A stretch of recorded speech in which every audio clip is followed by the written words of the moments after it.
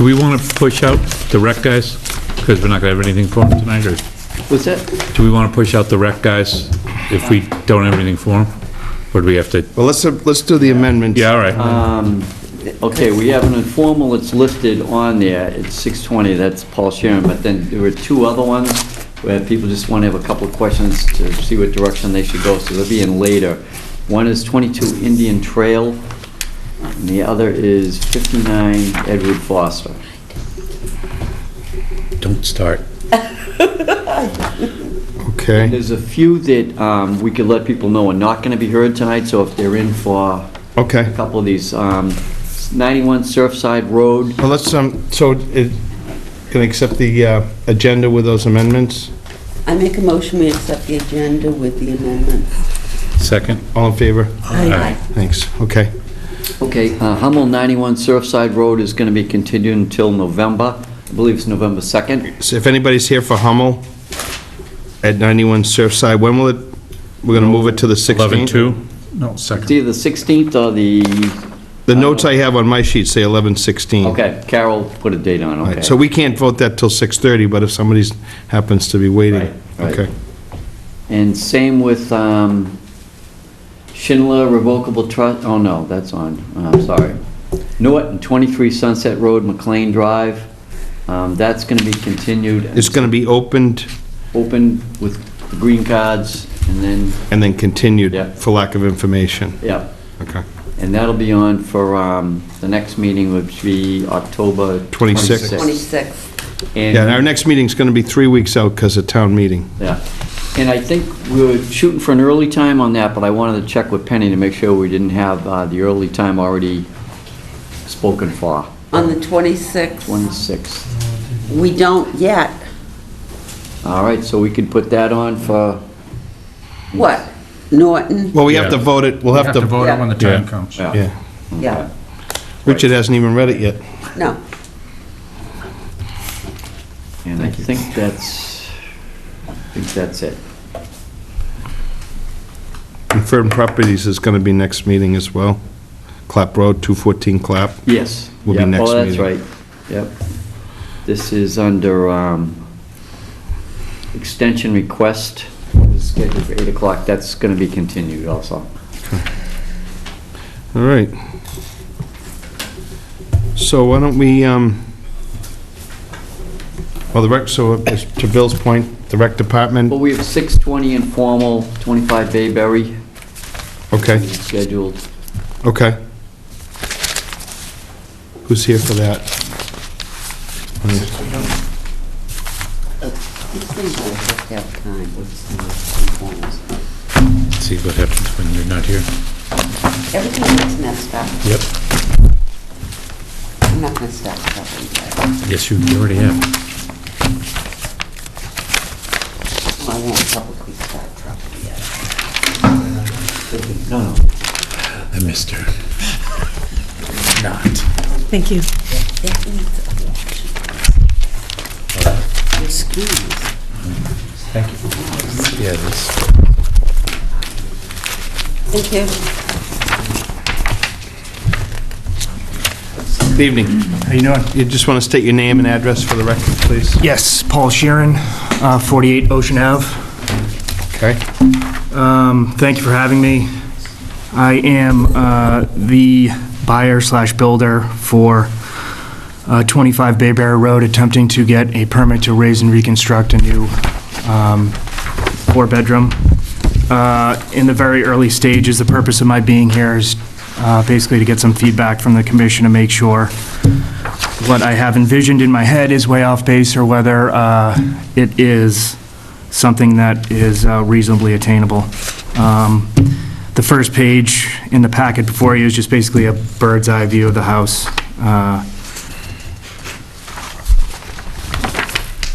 The second page is the fact sheet that shows the current footprint being around 2432 square feet. That includes various decks, covered porches, the house, etc. The third page basically is a septic system as-built for a shared system that was done back in 2009. shows the existing footprint of the house as it pertains to the 50-foot buffer zone and the wetland flags. As you can see, most of the existing house is in between the 50-foot, within the 50-foot buffer zone, and some of the deck projects into the wetland flags. What I would like to propose, or will be hopefully proposing, is a new 4-bedroom dwelling that on the last page shows the rough foundation plan. This is very preliminary, but in an ideal world, something close to that is what I'd like to do, and that is on top of the old footprint of the house. Current footprint, again, is 2,432 square feet, and at this point, proposing something that's somewhere around 2,715 square feet, or a difference of 283 to the positive side. You know, in addition to pulling the proposed dwelling about somewhere between 15 and 25 feet off those wetland flags, you know, I'd be happy to have a mitigation plan, beef up the plantings around the salt marsh border, et cetera. But at this point, I guess, I'd just like to get an idea of whether, you know, these thoughts in my head are something that the commission can work with, or... First off, I'd ask, are you planning on putting it in a full foundation or pilings? pilings. Yeah. Can I just? Yeah, go ahead. Just make sure you understand, you're here informally. Correct. And you're obviously going to have to file a notice of intent. Correct. But, so the commission can give you some opinion. Okay. But until we really have the hearing, that's what it is. It's their opinion Yeah. as to what they can do with some of this. And what you're doing is a good idea. Yeah, I but- just don't but want to get too far realize ahead it's of not- myself. It's not, Exactly. there'll be other, we're going to see a lot more information. Sure. All that, but. Sure. Okay. Yeah. So the house stays in the 50? Well, yeah, it's going to be part of it. If they do the same size, they're talking bigger, so that's fine. Excuse me, Paul. Yeah. Did you talk to Board of Health about still being able to hook into the shared septic system? You know. Something I'm not even sure if they're using anymore, but with Yeah. GLC. Yeah, that's subject to Title V. The holding tank would probably have to be moved, but that would be Okay. something that would be a partial. At least you'll be able to pay. Back. Leaching field is fine, yeah. Yeah, it is using that. How many bedrooms are in the home that's there now, Paul? 4. There are 4. Yep. Because that's not sewered, right? That section? No, it's a shared septic system with 29 and I believe 31 Bayberry. That is down on that site plan, it's over to the left. So 25 Bayberry is basically 2 separate parcels that add up to about an acre of land, the upland being a very small portion of that. Okay. Bill? I don't have an opinion. I can't make heads or tails of this, so I don't have. I can't. So where the proposed dwelling is gonna lie in between the 50 and the 100 and all that, I just can't. Well, it's figure it out. actually I'm not- still Still in the 50, mostly in the right? 50. Yeah, So, so, I mean, it's pretty crude, but essentially the outline of the old house has some hash marks through it.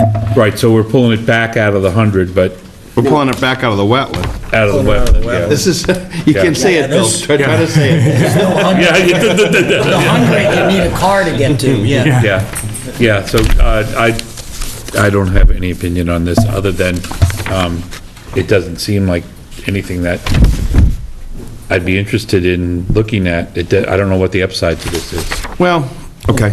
We'll you keep know? going. So, Frank, can I just ask one quick question? Sure.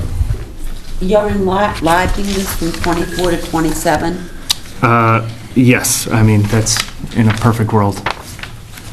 If it needed to be exactly the same footprint, then that's something that I would present if it was a definitive, yeah. Yeah, I mean, if I'm not allowed to increase. I wouldn't go for anything bigger than what's there. Okay, But that's just me. yeah, nope. Yeah, my opinion is the same as Penny's on this. I thought there were, and I may be totally wrong, but I thought there were some restrictions on something like this where you had to use the same footprint or very close, although your efforts to move it out of the wetlands, that's a good idea. That's all I got for now. Paul? On your square footage, did you include the deck in that, or is that just the structure? The square footage is the decks, the house, everything. Everything? Yeah. So is that 24 by 24 box, is that a deck over on the left side, or? No, that would be a garage, followed by a mudroom, followed by the main box of the house. Okay. So the structure itself is appreciably bigger because your first footprint is including the deck. Yes, the first footprint includes everything that currently exists versus what the square footage for the new house is. Okay, so what's the square footage for the existing house minus the decks, and the square footage for the proposed house minus the decks? The square footage for the existing house is, the decks are basically 767 square feet less, so roughly 1,800-ish square feet for the current residence. Okay. The rest of that includes porches that are covered in the main dwelling of the house. Okay, so the current house is 1,800 square feet, house alone, no decks, no garage, anything. Correct. And the proposed house, again, only the house, is 1,575? The proposed house is 2,700. 2,700 including the deck? No, I want without the deck, just the house. The current structure. Nope, you just gave me the current, 1,800-ish. Yeah. What is the proposed house only? No deck, no garage, just the house? Why would you want that, Lisa? Because that's... You'd want at least the house and the garage. Yeah. Well, we already know the garage is 576, 24 by 24. Yep, so that's the garage. The next over, the 240 square feet is roughly what a mudroom would be, and then the main box of the house is 1,575. That Okay. 18 by 18 dimple off the back of it is what would be proposed to be a deck. So to get to your point, it's, the present house is 1,800 and the proposed house is 24. And the expansion's gonna be governed by building codes too, because it's in a flood zone. So Correct. there's a maximum amount you could expand Okay. in this case. And I think, did Neil require test pilings, or Soil testing. soil testing to be done to see if it's suitable soil for the wooden pilings? Correct, yeah, how deep they would have to go, et cetera. So the whole reasoning behind this is the current house is well below what the proposed base flood elevation would be for the March maps, and lifting it to that level would not, from what I'm told, not work out, because the building wouldn't be structurally sound to take off the current pilings and raise it up 5 feet and put it on the new pilings. Pat, do you want to give him any insight anymore? Yeah, I suggested, talking to Neil and talking with the Board of Health about the septic issues, but from our point of view, I mean, it's a foundation building, an older building that will be coming up on pilings, and it seems like the building code regulates increases, and, I think if it's under the building code and it doesn't get any closer to the wetland, that's why I said, come on in, run it by people, and then we could let them know whether, go with a notice of intent and submit, rather than, there's no chance, don't come in. But it sounds like could be an improvement on the site if this house is gonna be getting flooded anyway. Have you been down to the site? Yeah. Yeah. It's very interesting down there. Yeah, it's in a flood zone. Oh, I mean, certainly getting the house out of the wetlands, creating at least some space, this 15 feet or so between the wetlands, Right. is certainly better than what's going on now. But, your footage figures, to Lisa's point, you're almost a third larger. Right now, you've got about 1,800 square feet of Okay. square footage, and you're jumping it up to 24. So you're going up like 600 square feet. Yeah, no, I guess I thought the apples to apples would be total footprint, but if the decks are backed out, then obviously my numbers are a little off, yeah. Right, so that's a pretty high percentage, so, you know, you may want to, as Pat says, check with the building inspector on some of that. Okay. I think that there's a lot of pluses to certainly getting some of this corrected and plantings and all that sort of thing, but certainly we don't want to wind up with a much larger Sure. structure in that spot. But being on piles is also a positive piece as well. All right. Does that help? Yeah, no, it does. I mean, it's, I wasn't coming in here to try to hit a home run. It's basically, you know, I need to have somewhat of a close square footage new house to justify the cost of Sure. the purchase of the land. So, you know, if I'm restricted to a certain square footage, then the numbers just aren't going to work out. Right. So that's, Well, it would be certainly nice to see some of these things corrected, and I think the commission can work with some things, but okay. just be mindful of that, I guess. Okay, yeah. All right. Thank you. Appreciate it. On a positive note, your rain garden at your own house looks great. I was in there 2 weeks ago for half the day, pulling out I know invasives. that It was You have done fantastic. a wonderful job. Thank you. I wish everybody would keep up the rain garden. Thank you. I drove by Where there, is that? on Oceanside. Oh, yeah, The house yeah. there. Oh, great. Yeah. Okay. You did a good job. Thank you. Thanks for coming in. Appreciate it. Thank you very much. Thank you. Good luck.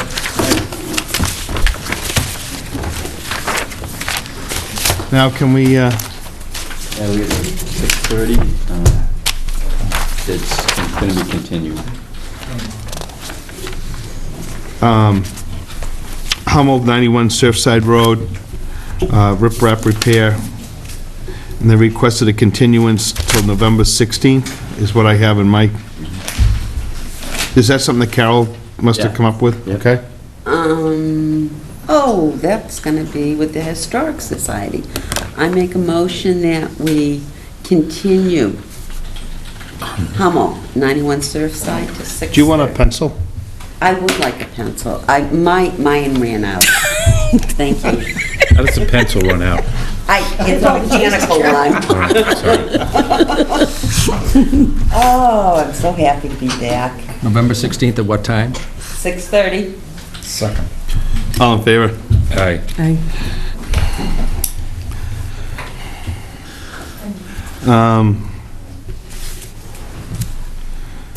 Stocks at 365 Chief Justice Cushing.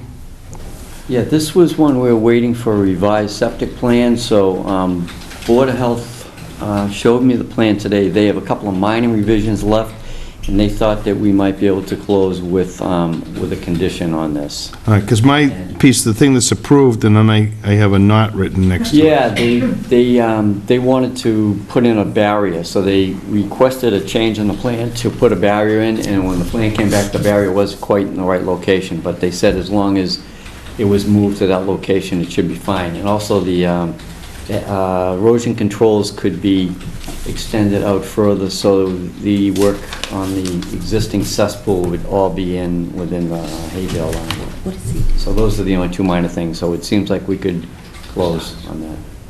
Okay, Penny, do you have anything on stocks? Oh,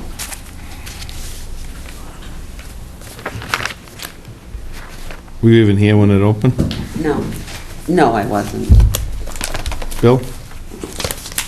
No, if we think that we can get everything covered with the conditions, then, Yeah, the wetland lines were fine, and it's, they moved it as far as they can. The cesspool's right against the wetland, and now the leaching field is as far as it can be away from the wetland, so.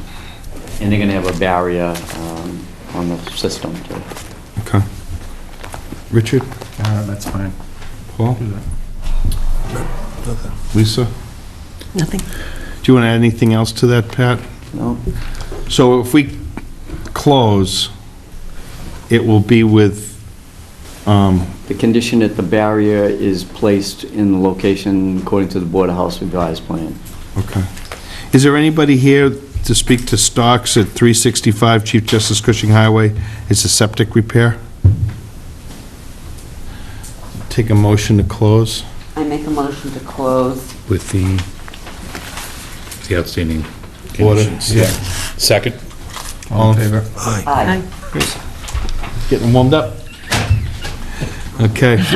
Can we jump back to Rec Department? Sure.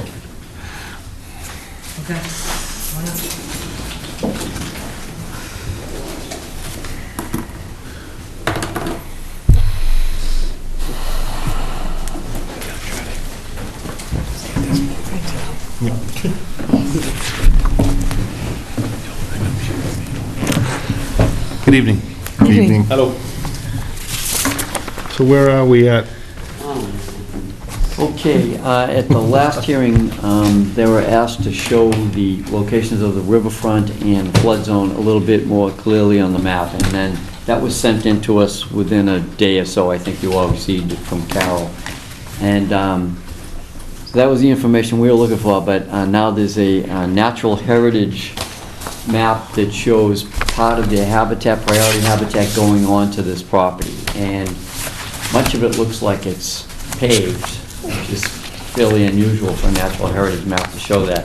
Right. So I've emailed them to ask them if this is really where this heritage map is, or whether this little piece is supposed to be excluded. It's a change in elevation, change in vegetation, and it's paved, or it's been used as playground for a long time. So it's a little difficult if Natural Heritage wants to continue to get more information on this. It would be difficult for us to close it, but I don't think it's a major issue. I think we could probably, you know, push and get them to give us a ruling on this. But, I mean, I've seen it in the past where they've said, gee, that's parking lot. You're right, it's not really habitat. So. How much of the habitat area is in that, Pat? Is In the it? grass. It's. I mean, I understand what you're Yeah. saying, that it's a, they probably look at the thing, they pull a distance from, Make an even, you know, arc on the thing, and it brought it right through the middle of it, but it's probably maybe 80 feet onto the parking lot area, I guess. Onto the parking lot, what about the grass area? Yeah, it continues onto the grass area too, so it's on the western edge of where the playground is. Where the swing set is now, or you don't Yeah, really know? yeah, a little past where the swing set is now. Yeah. So how amenable are they to, not above and beyond the parking lot, which doesn't make any sense at all? I mean, how amenable are they to pushing those lines? It's more of a time thing, like sometimes they can take their time making a decision. You know, we're pushing them to give us an answer. I assume the answer will be a playground's not gonna be an impact to this habitat, but sometimes they have to go through. Who drives that bus? I mean, who, It's Fisheries and Wildlife. oh, it is. Yeah, they were involved in the dam and also Yeah. in the beach nourishment, so they can take 45 days or whatever. So. Were they, I'm just curious, were they specific in what the habitat was? They have a code on it. They won't identify Oh. the species because Because I'd like to they don't know. want people collecting the species like butters. It's the wily pavement mongoose. Maybe that's what it is. I'm So, I mean, we've seen it up on Clap Road, where it took a while and they ruled, yep, there's turtle habitat up there, but we can work with you, allow some development, but some other area may be off limits. So could we talk directly to the guy who was doing the dam? Not the dam, but the natural heritage stuff. Yeah, the dam is a whole It's different another- set of Oh. things, yeah. But, I mean, I've called them, I don't know if anybody from Rec has talked to the people out there at all. I mean, I've got to call in Talk to who? anybody at Natural Wow. Heritage, you haven't either, but, I mean, we may ask you for a letter, you know, if they say, what's the rush? We might say, gee, we've had this project going for a while, we want to be able to start construction. If it's not going to be an issue, let's move this along. I mean, there's been a playground there since the stone building was built, which was in the late 30s, the WPA. There has been a playground there. Right. There were tennis courts there, where the parking lot is. Yeah. Wow. And there's concern here that we're gonna lose the momentum that we have, you know? I'm not, we gotta do what we gotta do, but whatever we could do to try Mediate to, it. within, obviously, the boundaries, but whatever we can do to move it along, that would be best.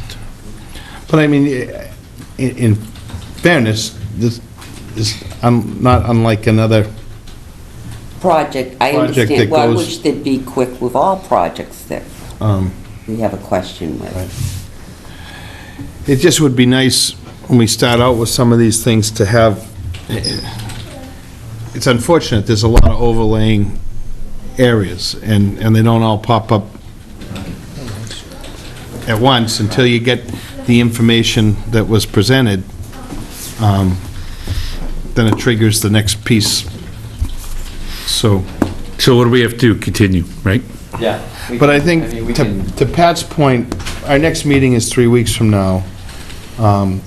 Hopefully, they'll see fit to give him some direction, given where, given that it's a lawn and a parking lot. Yeah, it's been And like what we that. have done with other projects is close and give the orders at the same meeting, so that there's not a delay of another 2 weeks until our next meeting. Typically, we close a meeting, and then we issue our orders at the next meeting. But if the issue is really simple, it's just, maybe a clerical thing or a timepiece, we can close and issue the orders the same night, which essentially moves you along in the same pattern. Right now, if, let's say we close tonight, we don't have your orders anyways, so you'd be waiting until the 26th for those orders to get voted. So if, It's an RDA though, isn't it? no, this isn't, Yeah, this is, I'm sorry, it's an RDA, so yeah, sorry, so we're just closing. So, yeah, it is another 3 weeks. Very sorry. Okay, but we could complete everything at that meeting if we, We hope so. Well, then if we have to go for the notice of intent, which we're going to, I guess that's our next move? well, that No, no. would be if they said they require it. We're hoping we can talk to them and say, there's really no habitat where you've identified it on the site, so let's close it as an RDA. If they came back and said this habitat Right. and more things, then we would have to give you a positive determination, and then you'd have to file a notice of intent, which could be a delay. Mike? So, Right, this is the board where we want the negative, right? That's right. right. So if we can get this done with the RDA, then there is no NOI. Okay. okay, And that's obviously lot But of it's time. kind What of out of everybody our wants. hands at this point. right. Is there Right. anything That's a else? nudge. Well, I've gone to the person that we've dealt with before, Emily Holt, but I mean, there's a director, Dr. French, that we could write to too. And But in terms of their application, no, is everything else? Everything else is fine. So I got a question just to make sure I understand it. So they're saying half of the parking lot, these Henry Turner Road and this other street are all in this protected area? According it to does- that. It does extend north onto Henry Turner Bailey. And where they made the park, the MBTA made the park years ago, that's in the area as well too? Yeah, At the time, it probably wasn't. This map is from 2013, I think, this most recent habitat map. They update them every We've been 5 doing such a years or good so. job. We're bringing back all these, So, okay, so they've grown over into the parking lot since before, okay? Yeah, the way they draw it too, they'll do a big arc and it includes everything in there, and then they'll say, oh, that's the parking lot. or- And then they back things out of it from there. Right. Okay.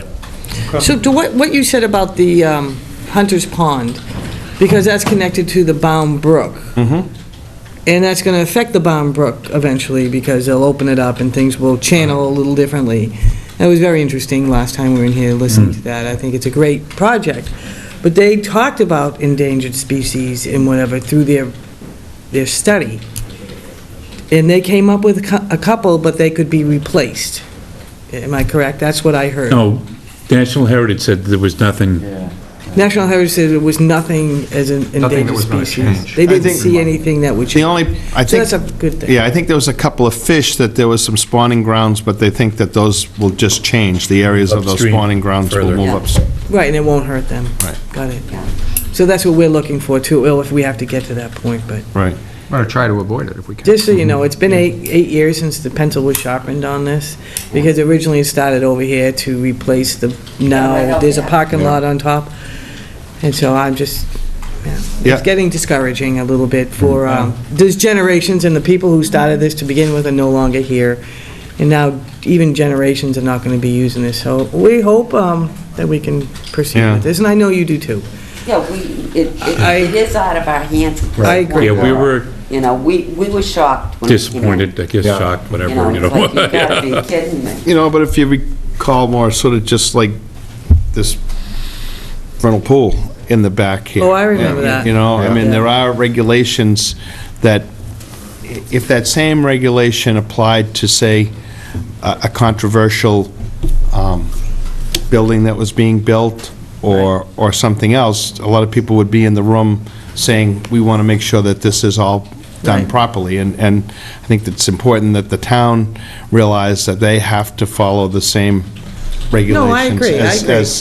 It's funny, because it was connected to that also at one time. Yeah. To yeah. that vernal pool. No, I know. They didn't see a vernal pool here, but, Well, there is a lot of resource area beyond that, but the good part is when you have an area that's already altered, it's a lot easier, believe it or not, to do this sort of thing than, if you were going into a piece of woods right there, right. this was uncleared and unchanged, we'd be talking about something entirely different. Okay, clears that up a little bit. Okay? Yeah.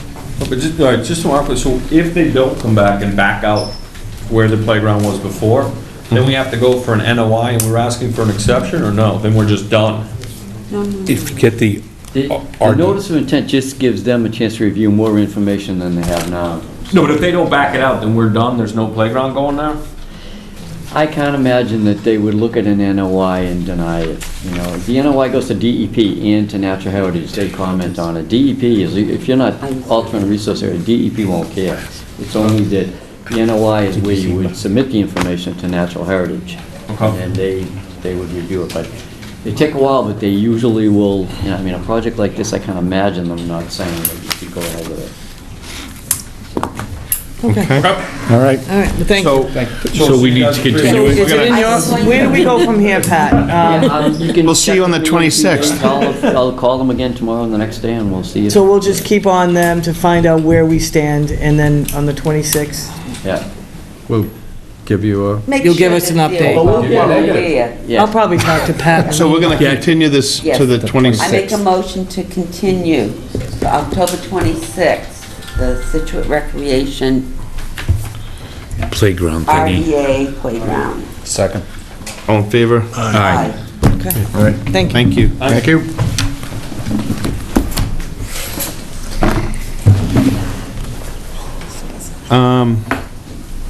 We can do Schindler if they're here, or is that just to continue? If they should be here. Is anybody here for Schindler? 10th Ave? Are they in the hall? 10th Ave? Yeah, Is that the, that's the one we passed they the want last to two fill. meetings. that's why I wanted to fill it in the, yeah. Well, Lisa's one. well.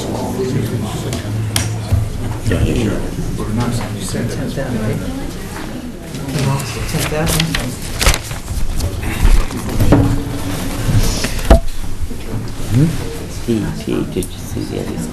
Yeah. It's the You seem shocked that we're close to being on time. We mean no offense. We are too. Good evening. I actually. Good evening. Just state your names for the record, please. Good evening, Brad Holmes with Environmental Consulting and Restoration. Sean Hardy with Hardy Engineering. So why don't you, remember the last meeting, and you guys were going to make some changes, so why don't you let us know where you're at? After the last meeting, we took into account your comments, and Sean has done a project revision that includes the comments I feel that we discussed, and it's more of a engineering review and design that he can discuss, so I'll let him update the commission. Yeah.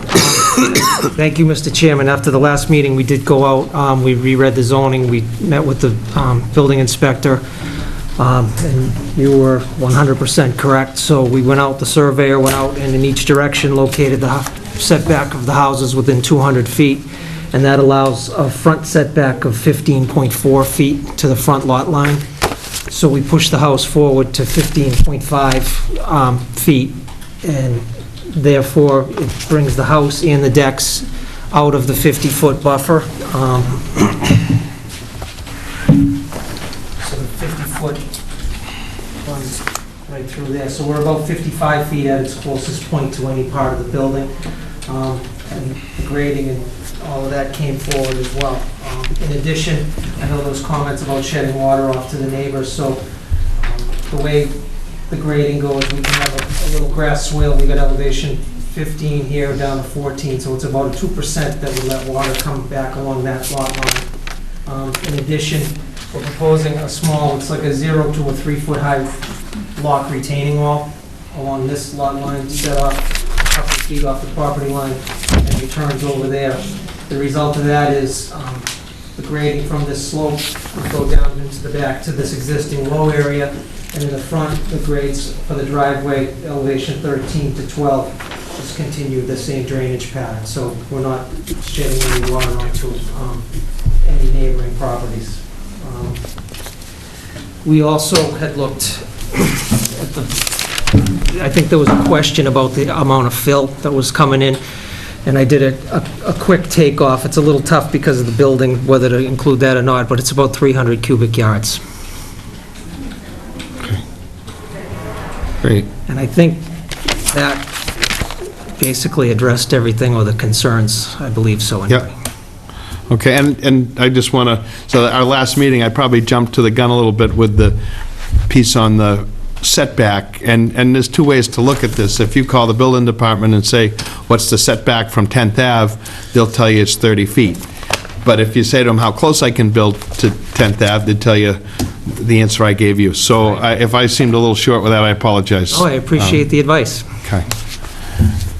Penny, do you have any? I did watch the last meeting on the TV. I'm still totally confused and perplexed about fill being brought in a flood zone, and it just baffles me that I've never heard of that before. What's the regulation that says you can't would be the way I to pursue it? just have never Yeah. heard of it. That's the Right. whole thing. It's a first, and it's like, you gotta be kidding me. Well, is there a regulation? No, there isn't. Pat, you've been, Yeah, I know that Brad spoke with people at DEP, and I put a call in today to Greg and to Jim. I haven't heard back, but we haven't, as I mentioned last time, we haven't had anything like this. But so this would require a LOMA, then, okay, and that would bring you out, and that would have to be stamped and approved. Right. And you've done it in other towns, so, I mean, I believe what they say. I'd run it by DEP just so that we can all be comfortable with it, but it's a short amount, and it's a foot, but for our stormwater permit too, bringing stuff onto a site, it just raises questions, and then what we ask is to show that the amount of impervious, the amount of change that you have in there doesn't trigger the stormwater permit. So I just have one other question on that. Are the decks going to be on pilings, or are they on part of the foundation also, the deck and the... They're on just piers. They're going to be on piers, okay. Yeah, if you could go through, Sean, the size of the existing house and driveway, and then show it on there, and then show where the new footprint would be, because on our bylaw, it's a little complicated to read, but if you increase by 25%, you have to follow the stormwater bylaw, and it sounded like you were under 20 or around 20. No, well, I can go over it. I don't know how well it plays out It's on hard to see it, yeah. on a plan as far as areas go, but I have 4 copies. Oh, did you I get have the one email I that's, gave you? yeah, I have one that's outlined in blue. I'll pass them out. I need to keep one. Sean, is this what you... These are the calculations as far as Okay. existing buildings. So Yeah, showing that, Thank you. and if that's less than 20, it won't trigger. Yeah, I don't know, that is an email I received. Yeah, I have it. I don't know if you got that, but I just gave a stamped copy. I only brought 4 with me. But the existing house on this, it's shaded, attached. in here, but the existing house is 1,224 square feet. The existing driveway is 557 square feet for a total impervious of 1,781 square feet. The proposed house is 1,477 square feet. The driveway actually is smaller by pushing the house forward and some of the grading, so the driveway goes down to 309 square feet, but we are adding a little walkway there, so that's 78 square feet, for a total post-construction impervious of 1,864. That's an 83 square foot increase.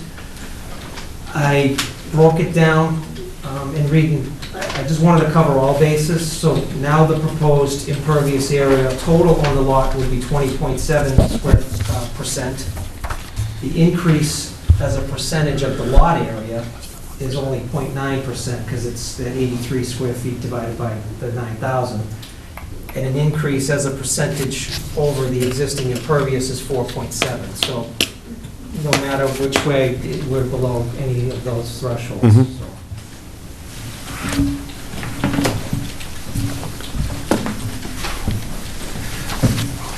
Bill?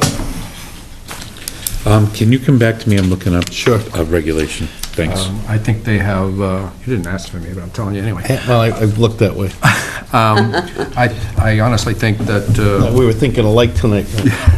I honestly think that, provided we get the information we need regarding the fill, that they have done everything we've asked them to do this time. Paul? Agree with Richard. Lisa? I feel the same way. Did you find what you were looking for?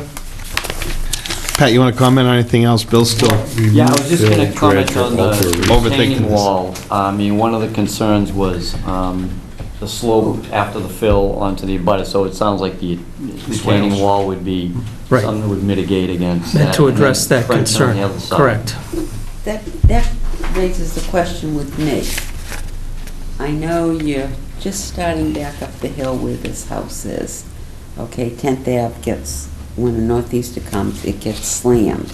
So that retaining wall is going to be running parallel to the water coming down the street. No. Parallel to this, yeah. Water going up the street, yeah. The sea wall, so it's like a block where the water runs from the ocean this way. I think most of that water on 10th Ave actually floods into the marsh behind their house and runs... It's just a question, It's Frank. not, it's perpendicular, it's parallel with the seawall, perpendicular to the road. Right. But I think you don't get wave action or any movement No, coming no, towards that. but you get- What you wind up with is flooding in that marsh area where it comes over, like down by what would be 7th Ave, all that area. It floods that marsh, and then that water typically flows towards the harbor. And the other piece of that is you have this is almost 3/4 of the way up 10th Ave, so you have all the houses between this house, and then the seawall is a buffering in the I sense that you're understand thinking that. Just 2 meetings ago, across the street, they're raising the house, Yeah. okay? And they're almost directly across. Sure. From each other, and that's just a concern, because I've seen it over the years where it's bad down there. You know, I don't- right in the base, that area. I know you just are starting up, but Right. that's all, I just wanted to throw it out. So let me ask a question. Is the fill going into a resource area? Well, it's land subject to coastal zone flowage.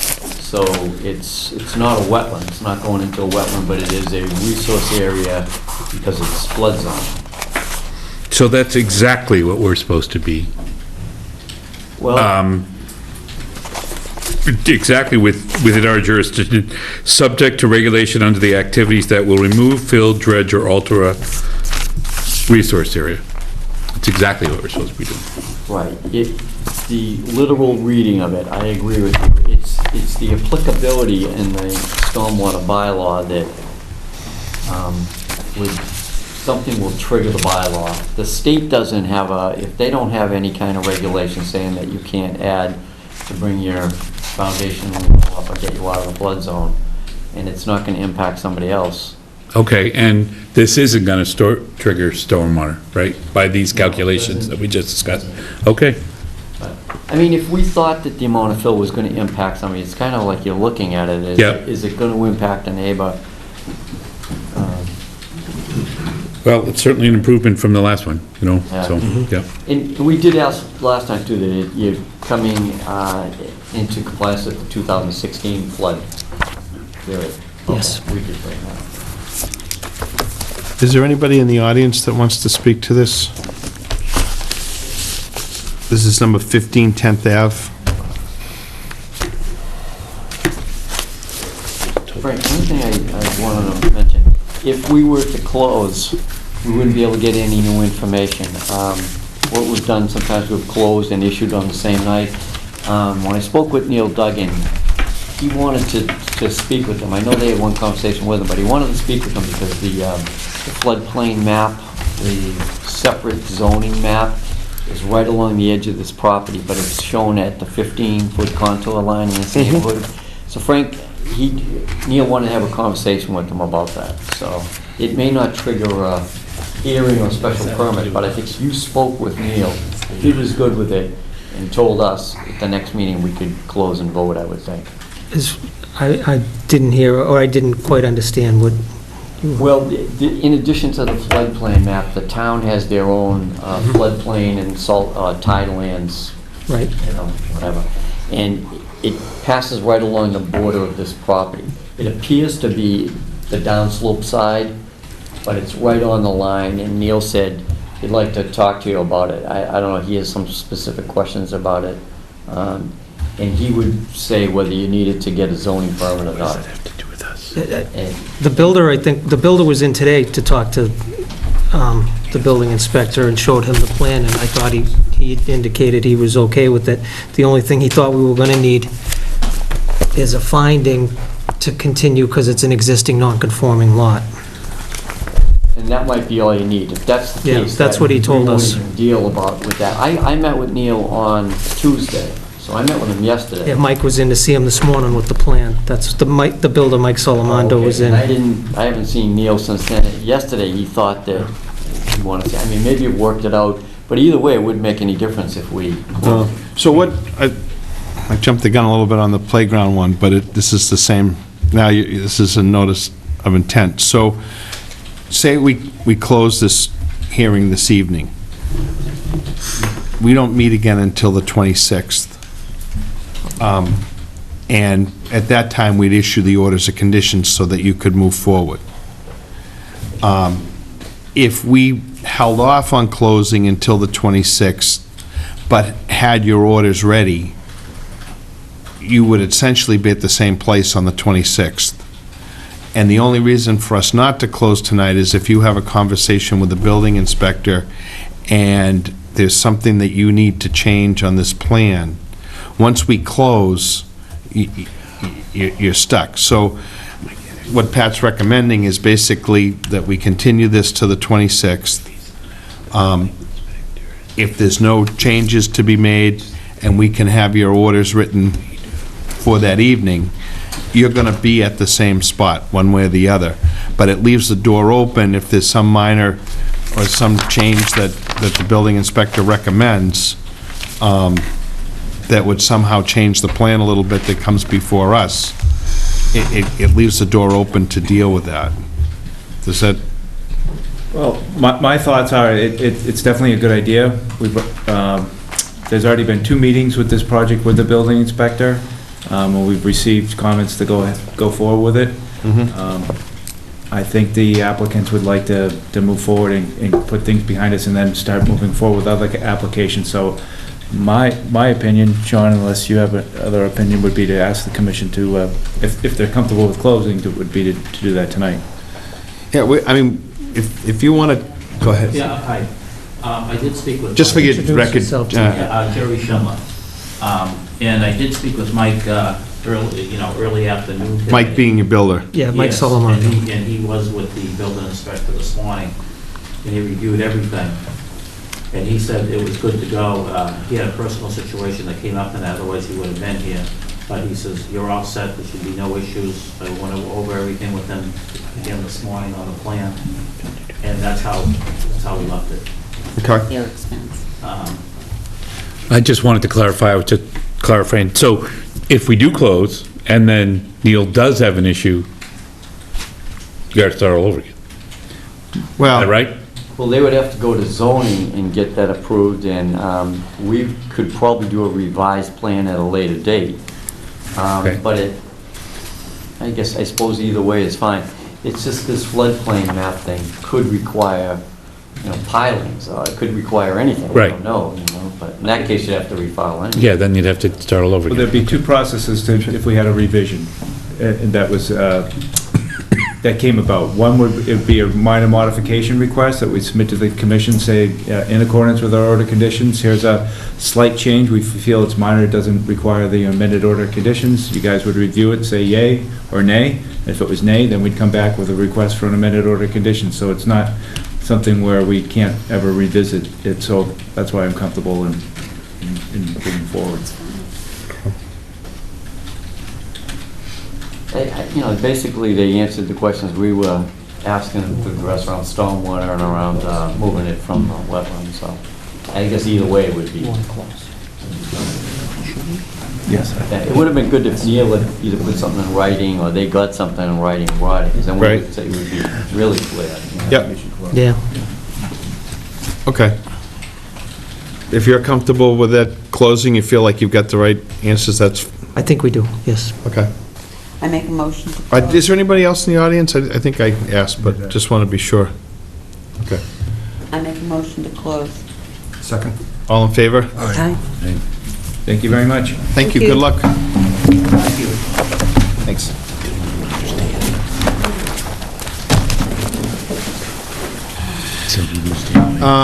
To fill. Mead lots 1A and 2A, 704 Country Way. Exactly what we're doing. It is the law. It's exactly what we're doing.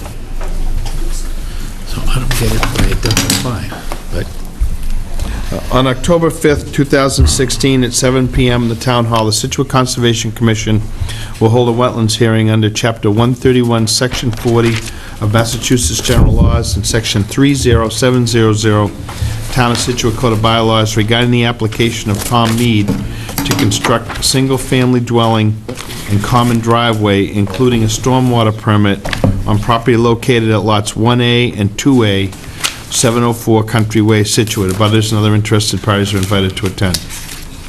Good evening. Good evening. For the record, Gregory Morse, registered engineer, Morse Engineering. I'll turn these in, butter notifications. This is a notice of intent associated with a new single-family house lot at 704 Country Way. It's also a stormwater permit for that lot, as well as for a common driveway, which would service the proposed house and existing house, number 704 Country Way. Referring you to the plan, the property line is shown here in bold. Country Way is at the bottom of the page. The existing house, number 704, is right here on Lot 1A. The lot line running like this. Lot 2A, the proposed house is shaded here in brown. The common driveway would access off of Country Way. It's a 16-foot wide driveway. Comes in and accesses right, access. Does anybody in the audience want to see this? If anyone's out there that's interested, just so they can see it. We're good, that's fine. Wetlands here, I was before the commission about 6 months ago for a septic repair associated with the existing house. The wetlands here are shown in blue. These were delineated by John Zimmer. Off of those are the 50-foot buffer shown in red and the 100-foot buffer shown in green. What we've done is we've cited this house here on Lot 2A so that it is outside of the 50-foot buffer. It is a walkout in the back of the house. It takes into consideration the existing grades. You'll see that there's minimal grading around the sides of the house. The driveway, the drainage associated with the driveway is pitched in a cross pitch to the south, where it's picked up by a stone infiltration trench. The driveway is about 80 feet in length. At its closest point, it's approximately 65 feet from the wetland resource. Roof runoff is directed into a series of dry wells located immediately behind the house. You'll see them here. This is an area right now that's overgrown lawn area. We're proposing to restore that area and do some buffer enhancement work there. In the notice of intent, you'll see that we provided an aerial photograph of the site. There's significant debris back there within that 50-foot buffer zone. There are also 2 dilapidated sheds falling into the wetland resource area. We're proposing to remove those 2 sheds, remove the debris, and actually provide a planted 10-foot buffer along the back of the property between the wetland and the lawn areas. DEP had no comments on this submittal. It results in no filling of the wetland. It proposes structures further away than what currently exist. We have erosion control devices running down the lot line in between the wetland and the limit of work to prevent erosion and sedimentation of the wetland area. I'd turn it over for any questions. Penny? Could you come back to me, please? Sure. Bill? Could you say that part again about the structure is, you're removing structures from the, what was in the back there? What was in there? 2 sheds. The sheds. Oh, yeah, so you're moving 2 sheds and They're putting taking a them out. house in? Well, Yep, they're doing Yeah. planting plan. they're gonna plant. We're gonna removing 2 plant. sheds and providing a planted buffer in that location. Yeah. The house is out here. The house is 53 feet away from the edge of the wetland. Yeah, so all of it's in the 100. The house is in the Yeah. correct. It's a complete new build. This is like mitigation for a complete new build. It looks good. And the septic's up here. Sunset, who wants to comment or question? I have no questions at this time. Paul? No questions. Lisa? No, nothing. Are you gonna, Yeah, I have a couple of comments. Greg, is that back area where the debris is getting pulled out, is that going to be filled with fill, or are you just going to grass it on a slope? We're not proposing to bring any fill into the 50-foot buffer zone. We're not doing any grading or filling in that area. We'd keep the slope exactly the way it is now. Okay, and then the trench, the stormwater trench may be going into that edge of that, where you've moved it out? The stormwater trench is like 65 feet away from the wetlands. Yeah. This is, This is the revised plan then? This is revised September 20th. There's 4 dry wells right behind the house on the inside, 60-foot buffer, but the grade will remain the same. There's no change in the topography proposed.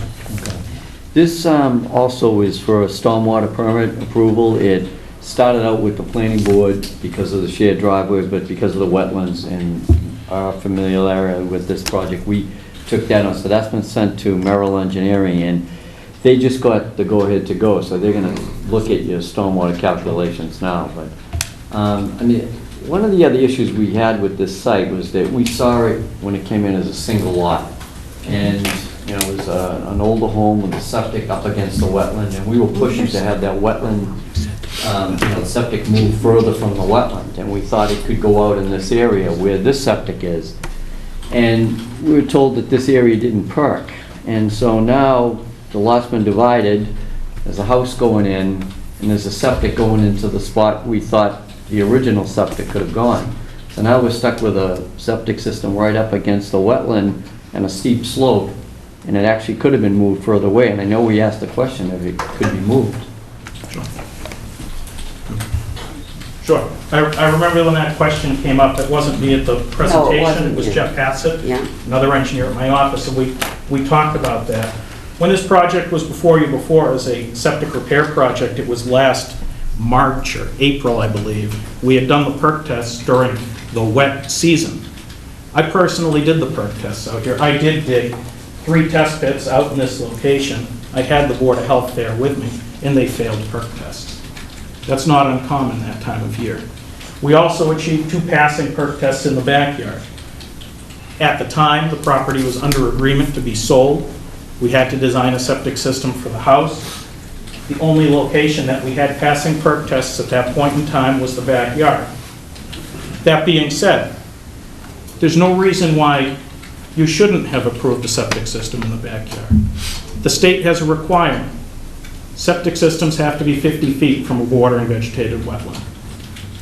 The project with the septic in the backyard complies with the state requirement. Your local bylaw doesn't specify anything further than 50 feet. So there should be no issue with that. Well, it's a steep slope. It's not a flat, well-drained area. It's a steep slope going right into a wetland. It looked to us like that was the worst spot for a septic system on the whole lot. So it's our goal to try to preserve resource areas, so we try to move it further away when we can, and it looked like there were plenty of places to put it. Sure. At the time, there wasn't. We didn't have passing perks. We did re-perk it in July during the dry season. We got different results. Again, that septic complies with the state requirements. It complies with the town's requirements. So I understand your concern about construction of that and encroachment into the 50-foot buffer, but if you're driving 50 miles an hour and the speed limit's 50, you're in compliance, and that's what we have here. Lisa? I have a question, just so I understand. If the March and April, the septic doesn't work, does that mean the septic doesn't work well at that same time of year as well? No, what it means is it means that the soil that ultimately is receiving the septic effluent at that time of year is saturated, okay? When we dug the perk test in March of that year, we actually had weeping in the soil, which means groundwater was intercepting the perk test. When we design a new septic system, this new septic system, for example, we take into account that groundwater table, and we make sure that the system is elevated up above it. One of the other benefits of putting the septic in the back for this house, with a septic in the front, if it was outside the 100-foot buffer for this house, it would be required to get there by pump, as opposed to the system is approved as a gravity-fed septic system. So it's a much better layout as far as efficiency and mechanically. Okay, thank you. Penny, did you have more questions or Yeah, comments? because, well, I'm still really, I'm bothered about the septic idea. I know the other one's done, but that was my, and I'm not so sure that the answers I got, but What's that? I'm just not so sure. I think maybe, I guess it doesn't matter now. It's gone by. Well, the 100 is a build zone, and we get in this rut where we start treating it like an unwritten de facto. I'm not talking about. What? And I'm not talking to you specifically, I'm just saying, this is a compliant septic system that's in an area where you're allowed to exercise construction.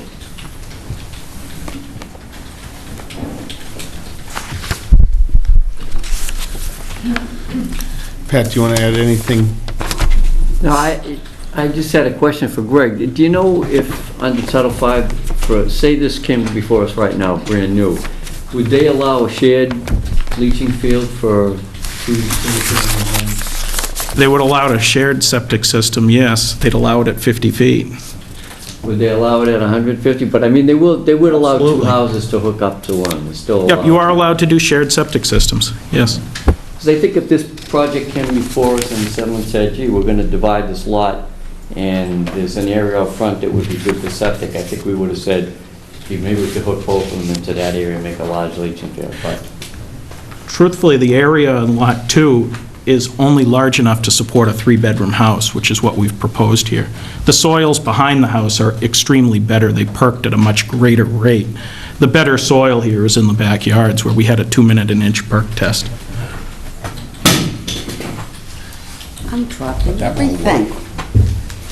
Is there anybody in the audience that wants to speak to this? I mean, we've had multiple discussions about this and these perk tests and things like that.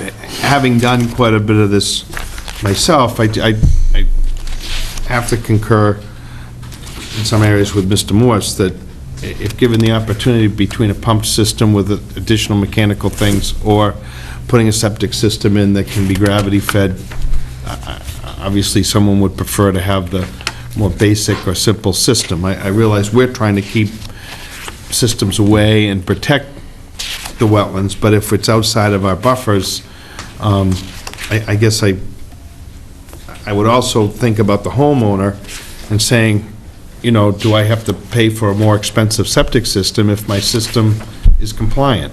And I think that's fair to think about when we do this. There's someone that owns that house that has to pay for that septic system. We obviously want to make sure that we do our piece to protect the wetlands, but if they're within those rules and they can do something for less money, I think that's a reasonable request or position. The new system, obviously, if they, regardless of whether there's a better perks in the backyard, they can't use that because it's in the 50-foot buffer, or we'd be talking about something very different. They've moved it outside of that. And having done multiple perk tests on different sites myself, I've seen places where we could dig and then dig 20 feet away and get a perk in one location and fail in another. People think that that's not true, or they'll say, oh, geez, you're only perking this time of year because it's so dry. But between the regulations that the state has to adjust the water table, adjust the material, I think we're pretty well protected in that regard. So I hear what you're saying. I understand the questions of the test holes being done one place or another, but I do believe that there's enough of a difference in the time of year and in the type of system to warrant that. That's, and we may not totally agree on that. Anybody else?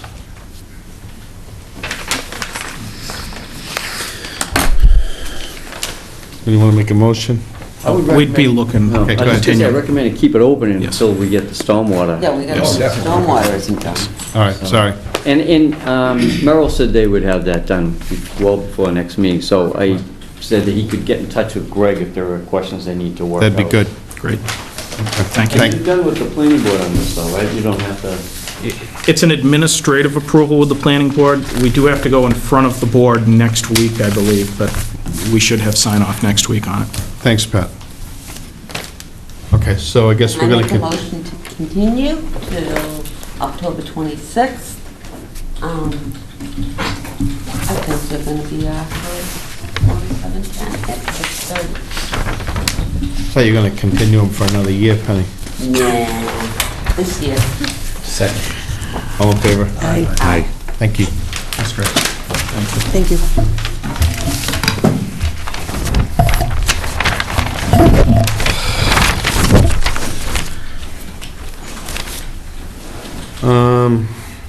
Shea, 9 Pond View Ave, raise and rebuild. On October 5th, 2016, at 7:15 PM, the Town Hall Situate Conservation Commission will hold a wetlands hearing under Chapter 131, Section 40 of the Massachusetts General Laws and Section 30700, Town of Situate Code of Bylaws regarding the application of James and Mary Shea to raise and rebuild a dwelling on property located at 9 Pond View Ave, Scituate. Abutters and other interested parties are invited to attend. Frank, we don't have abutter cards? Oh, we're We do done. have butter cards. Oh, from this project? Yep. Oh, you're on this one, too? He's with us. Okay. What's in a butter card? Good evening. Good evening. Again, Greg Morse for the record, Morse Engineering. James and Mary Shea, the property owners. Mary's with us tonight. This is a notice of intent for a raise and rebuild at their property at 9 Pond View Ave. Referring to the plan, Pondview Ave is at the bottom of the page. The property line is shown in bold. Property is 11,617 square feet in size. Thanks, Pat. Currently developed, it has a single-family home centrally located on the lot, has a driveway to Pondview, a detached garage. It's serviced with public water, public sewer. We're proposing to take down the existing house and put up a new house. That new house location is primarily in the same location. You'll see its footprint highlighted here in bold. We would reconnect the public utilities to the street in the same locations. The driveway remains exactly as it is today. The detached garage out back remains exactly as it is today. The resource that we're dealing with here is the proposed FEMA floodplains. There are 3 floodplains on this property. The front half of the site becomes a zone AE at elevation 13. The middle portion of the site becomes a zone AE at elevation 12. And the back corner becomes an AE at elevation 16. We're looking here at the foundation location, which is in the AE 12 zone. What we've proposed is we've proposed a concrete foundation with flood vents, which was FEMA compliant. We provided structural plans for the foundation, and we provided a proposed FEMA certificate in our appendix to the notice of intent. We also provided the certification on the smart flood vents that are going to be installed in the foundation. The purpose of the flood vents is, in the event that there is a flood in this area, the flood vents would open, allowing water into the basement, would equalize pressure on the foundations. We're proposing the top of foundation up at elevation 14.5, which is well above the 12 floodplain elevation. DEP had no comments on this. Minor fill along the front of the foundation just to bring it up to the front door. The backyard remains in its existing state. Penny? No, I was down there today. This looks good. I'm good. I went by also. Looked good. It's good. Lisa? Good. Patrick?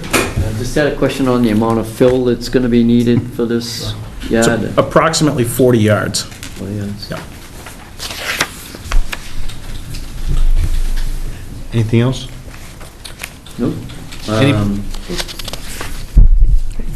No, I was going to ask about the foundation, the first floor elevation, and it's 2 feet above the 12-foot, and that's on the 2016 map. It is. Yep.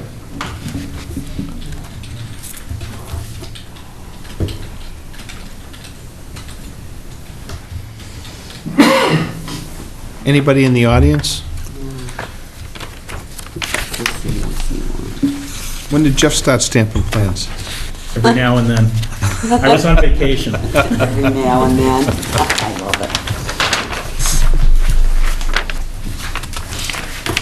I love I'm, it. Okay? We're all that's set. Closed.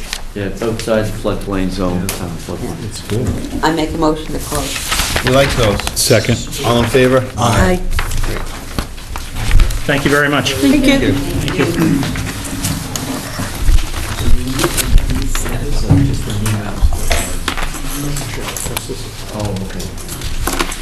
Remember Kilcoyne? Sure.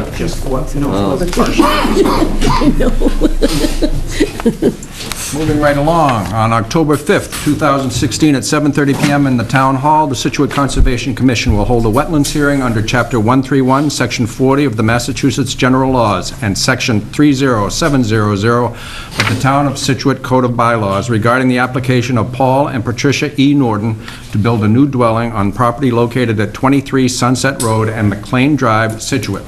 Butters and other interested parties are invited to attend. And for the record, I'm going to recluse myself from this hearing. Okay, we should be getting a butter cards on this one, or did you already get into us? They were delivered today. Okay, so, in this case, we're gonna have to continue to the 26th of October, if anybody is here. We just needed to get the abutters notifications out there, and we didn't have a complete information package that the public could review before this week, so we had to continue. So, and I think, what time did you say? I'm going to Early, I make a think. motion that we continue 23 Sunset Ave to October 26th at 6:35. Can't make it the last one, then I can just leave. Well, there's nothing else on here, I'm sorry. Second. No one gets out. It's been moved and seconded, all in favor? Aye. Okay. And then, actually, one of your friend properties I recluse myself from as well, so. And we can't do that That's till been 8. continued, and we can't do it till 8. Yeah. So we have to do all the other stuff anyway. Okay, We have RDAs. sure. So I guess we can roll back to Toll Brothers. On October 5th, 2016, during the 6:15 meeting at the Town Hall, the Scituate Conservation Commission will act on the request of Toll Brothers, Inc. for a determination of applicability of the Massachusetts Wetlands Protection Act and the Scituate Wetlands Bylaw to raise 5 commercial buildings and 1 small cottage located at 1001 to 1006 Crescent Boulevard off Hatherley Road, Scituate. Abutters and other interested parties are invited to attend. Good evening. Good evening. My name is Paul Marabito from Ross Engineering Company. I'm here representing Toll Brothers, and to my right is Scott Michelli, who works for Toll Brothers. The purpose of this application is to seek permission from the commission to raise the existing structures that are shown on your plan in the shaded areas. The foundation slab would remain in place. All they'll be taking down is the walls and the roof areas. Yeah. In the buildings that are within 100 feet of the wetlands shown on the plan are clearly within your jurisdiction, and we're asking for permission to allow Toll Brothers to raise those structures. The plan shows a silt sock that would be placed around the perimeter of the buildings, so nothing does get into the resource area. The shaded buildings also include a small house up on Hatherley Road, number 147. There's another one that's outside your jurisdiction at 137 that would be raised as well. Paul, did you say that the foundations are coming out on these buildings or not? No, they're taking the walls and the roofs down. The slabs would stay in place, the foundation slabs, They're going to remove it from the site, I hope. yes. Yeah, these buildings are in really rough shape. It's kind of dangerous for... So, you're doing this, how are you? I haven't seen you in a while. So, you guys are doing this for the owner, not as the owner, right? Correct. Yeah, Correct, we're doing this for Bengals. right. Penny, do you have? No, I don't have a problem with those buildings coming down, as long as all the erosion controls and everything exits the property. It's a big job, boy. It's a lot of buildings. Nothing that you guys haven't tackled before, no doubt, but... Richard? Oh, Go ahead. Just a real quick one. If you're moving that, it's like a pad, the concrete pad, the farthest one, why don't you remove the slabs these buildings are on, Paul? Just curiosity.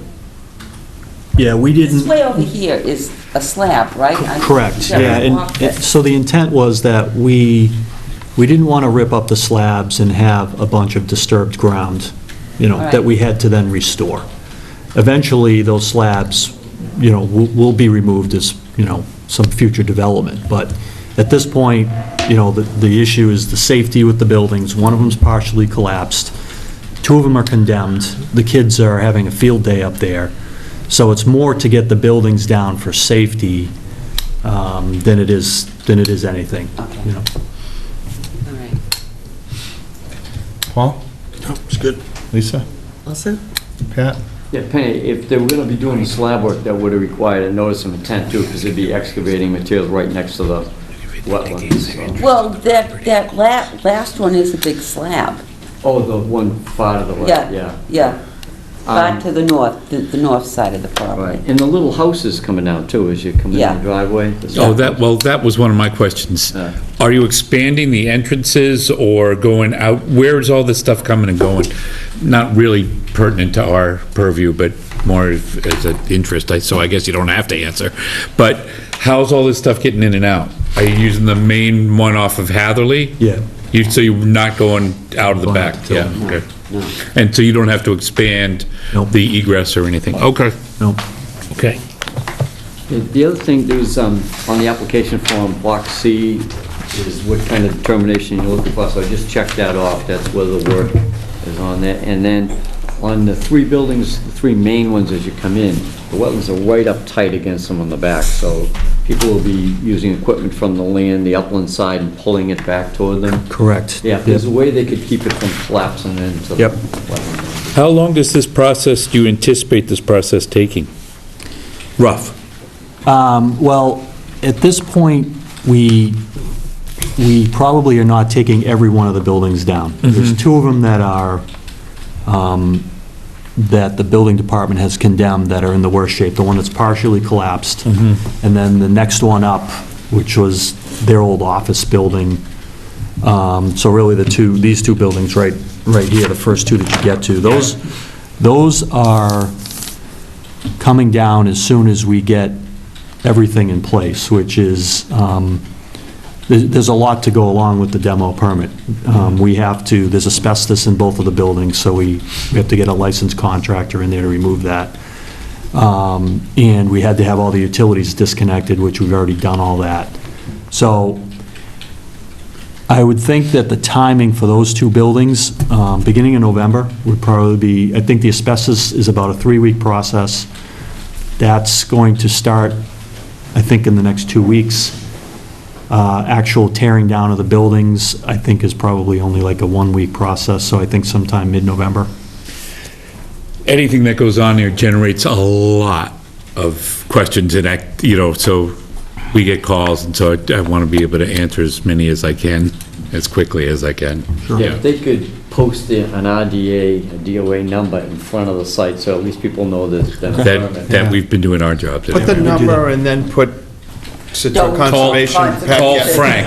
Put Pat Galvin on the. Give them Frank's cell. Any questions, yeah, call Pat. We'll give you a cell phone number. Yeah, right. We'll get you back. I know, we know, you're right, Bill, if there's any movement over there. Oh, yeah, Oh, big enough. I get calls when the deer walk. There'll be rumors that, Yeah. Is there anyone in the it is audience? kind of, I don't know, if as a kid, like going there, when this was in operation, though, it was almost like a James Bond movie. You'd go there in this old building, and then you'd walk inside, and these people would be in suits, and there'd be stainless tanks and piping, and Yep. it was pretty strange. What, they have tanning material or something that they moved back and forth, but it was pretty weird. And that's where the radio station was at Yeah. one time. Yeah. A lot of history in this property. Okay. Audience, anybody? Yes, sir. Yeah, just a real quick question. Your name? Steve Bjorkman. Do you know if these buildings are subject to the demolition delay bylaw? They're not. They were built in 1918. We had a historian research it, so we're just outside of the demolition delay bylaw. We did meet with the building department back in June. It's not in our jurisdiction anyways. Yeah, so yes, it's not in, with them condemning the buildings, they're rather anxious for us to get them down because they're worried about safety. Okay. Seems to make sense. Okay. All right. Very good. I Hit make it. a motion for a -3. Second. All in favor? All right. Thank you. Thank you very Thanks. much. Good luck. Post the big sign. Huge sign. 1-800-CALL-PAT. Sullivan, 85 Humrock Beach, grade plus 1 load of clean stone. On October 5th, 2016, during the 6:15 meeting at Town Hall, Scituate Conservation Commission will act on the request of Gil Sullivan for a determination of applicability of the Massachusetts Wetlands Protection Act and the Scituate Wetlands Bylaw for minor grading and adding 1 load of crushed stone for parking on property located at 85 Humrock Beach, Humrock. Abutters and other interested parties are invited to attend. Good evening. Good evening. My name is Gregory Keelan. I'm here on behalf of Mr. Gil Sullivan. Sorry you waited so long. I think you're the first truck in the park. I was going to say, he was here before we were. It's not a problem. The luck of the draw. Mr. Sullivan's a friend of the family. We've been friends for 30 years. I'm a contractor in Marshfield. He asked me if I could help him come over and put some stone in his driveway. I have a lot of experience in doing construction work in Humrock, and I said, Gil, it's just not that simple. We have to start with the town hall, see if it's something that's going to be all right, and if so, we have to go through the process. And he wasn't familiar with with how it really goes, so I figured I'd handle it on his behalf. Great, appreciate it. Yeah, it's a matter of... Again, sorry, I It's no feel badly problem. It's no sweat. for waiting here to the end for this thing. I've met Gil on the site, and I've told him it's a matter of doing a little bit of grading, installing the crushed stone. He wants something similar to his neighbor's house to the right. Purpose is to not get his car stuck in the sand. But, you know, I told him there was protocols that have to be followed. Sure. Okay. We need some kind of drawings, stuff like that. Is there anything, No, there's no No. drawing, there's nothing. Do we, well, It can be a hand-drawn thing, but you're right, we need to know where the stone is going. I mean, we have a picture of the house in the RDA. is this in the existing driveway? Yeah. So this is just adding how much material to the, 600 square feet is the, Well, it's one truckload-ish of stone, small truck, big truck, medium truck, couple inches thick, graded off with a bobcat and a rake. I mean, is there any vegetation down there right now where you're gonna be creating the driveway, or No, is it sand now? It's sand with dirt, basically. It's not sand dune, it's not gravel, it's just dirt. do you know it? I know can it. anybody pull it up on the screen? Yeah, well, I can, Oh, yeah. yeah. What's the address? Sorry. 95 Humrock Beach. I'm going to jump, yes, sir. 85. Sure, I'm going to get a letter to Gil and And your name is? Peter Huey for the record. Okay. 86 Humrock Beach Front Road. And I'd just like to request that the board require the contractor to put up some fencing. There are some dunes, vegetation that flank the property and abut the property on the north and west side. Okay. So while it's under construction or while you're doing the grading, just to protect the dunes that are in the area. So like a silt fence or something like that, just so they don't over, Construction fence, yep, exactly.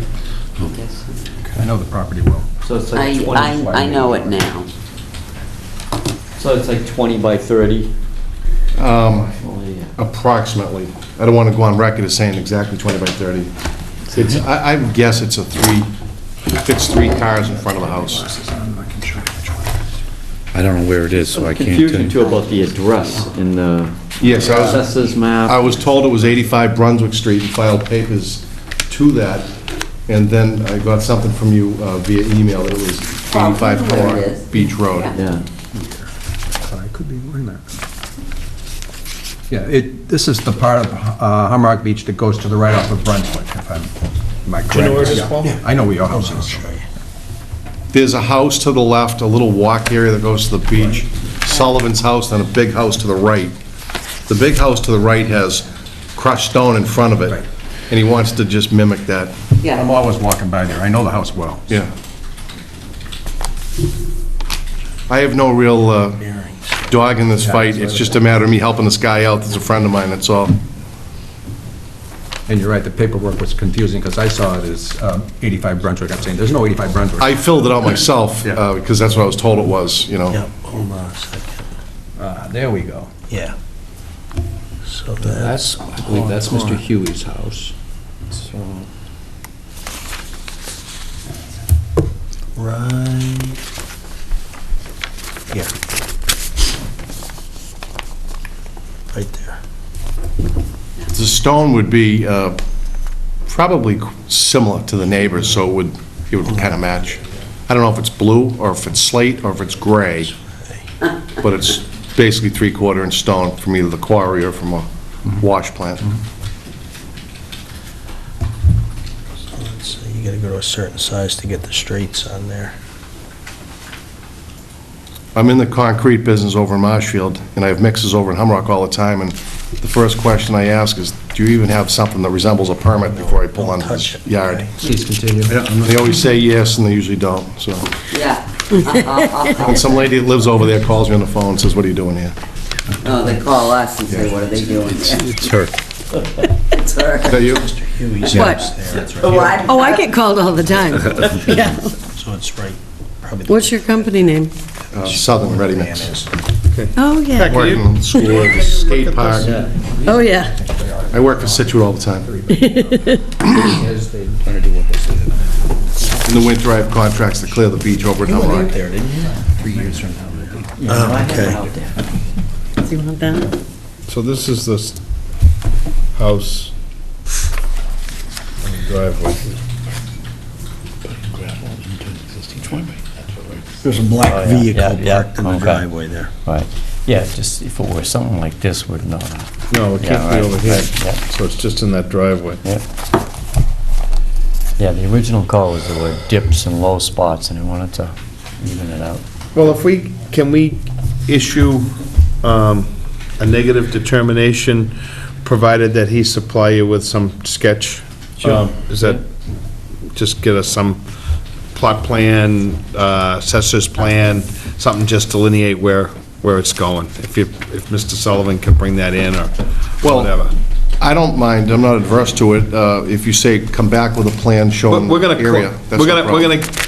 if everybody agrees, Yeah. we're gonna give you a negative determination, which allows you to go forward. good. But the condition of that determination would be that we want a sketch. Yeah, I get And that we want some fencing or something to limit the work to the. Yeah, what I'll do is, one better, is I'll put a folder together with maybe some photos of its existing conditions, a plot plan, and what it's gonna look like.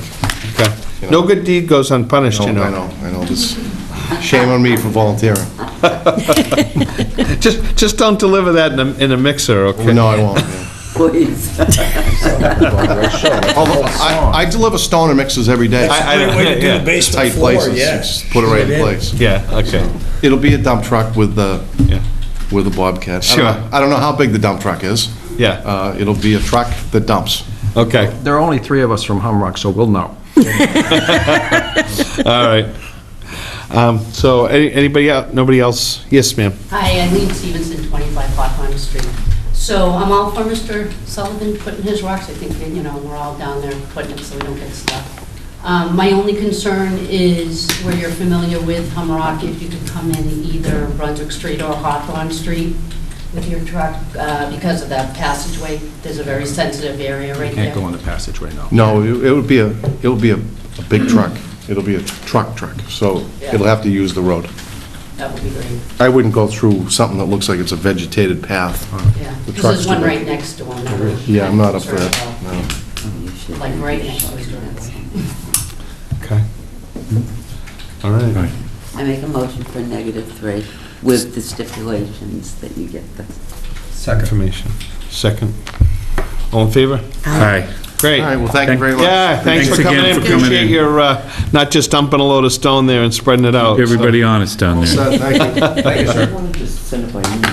You don't even have to come in and send it. All right, I'd like to drive over there. Okay. All right. Thanks a lot. It's a good thing you came later. You would have seen Rosenfield pulling out of here earlier.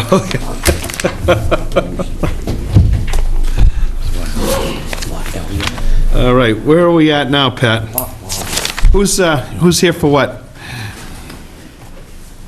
We have review and vote of the superseding order, we have old business, we have people waiting on certificates of compliance. Well, let's deal with the folks that are in the audience so that they can go home. Review and vote. Stephen, review and vote. We have a couple of informals that, Sure, well, let's do that. or if you want to knock off some of the others. I don't care. Either way. Move it. Something, come up. I have an informal for 22 Indian Trail. Sure.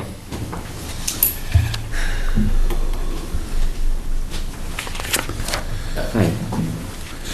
My name is Jim Nash, the new homeowner as of 5 days ago. Congratulations. Welcome. Thank you. So I've been corresponding with Pat for maybe a month and a half now, about a project that was actually presented, I believe, last December by the former homeowner, which is an idea to bump out a kitchen over an existing deck. Yeah. And a cement pad under the deck. So we're not adding any new foundation or anything. We're just trying to build out in the existing sort of footprint of the building.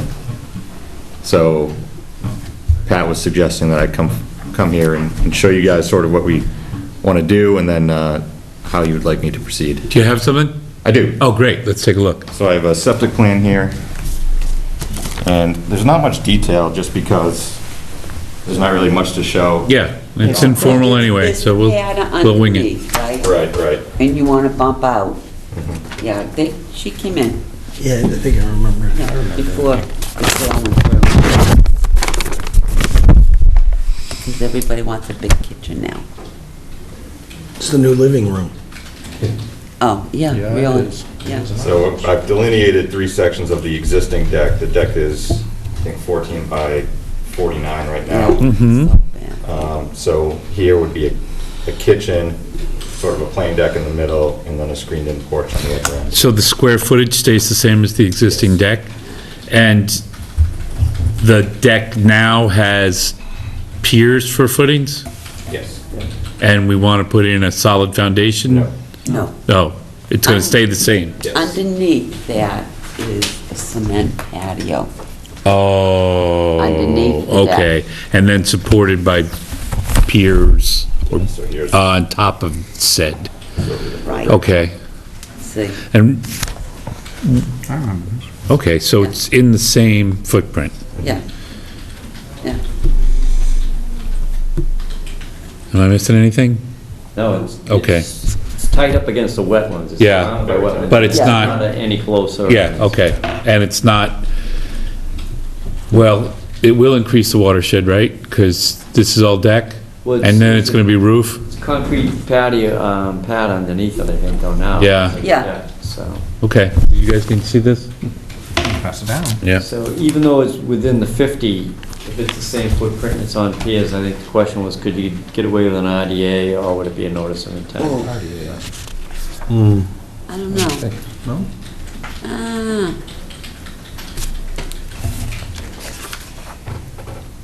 Yeah, I remember this one, so. I thought we had thought Wetland before it sign's would right be a here. notice. Yeah. When she came in. The person was closing out the old one, it was, I don't remember, yeah. The garage is staying too, right? Yeah. Big piece, hunks of ledge and stone. No, I think it was just an informal, wasn't it the person came in and asked, It if this was is possible? informal, but I think we were leaning She was towards, closing out, she was getting a certificate of compliance, I think, and then asking at the same time if they knew you were interested. Right. And I think she had been in here last December with another previous buyer. Oh, right, that's right, yes, Oh. exactly. yeah, I think there's a patio. Who was the former owner, do you know? Dana Whittle. So this whole green area is where you want to go out? Yeah, that's an existing. But it's an existing deck, and he's just going to, Existing, He's going to enclose an existing deck. listen, is it a deck or a patio? No, deck and a patio it is a underneath. deck, but underneath is Concrete patio. yeah, That's good. Actually, a concrete slab, say, Frank.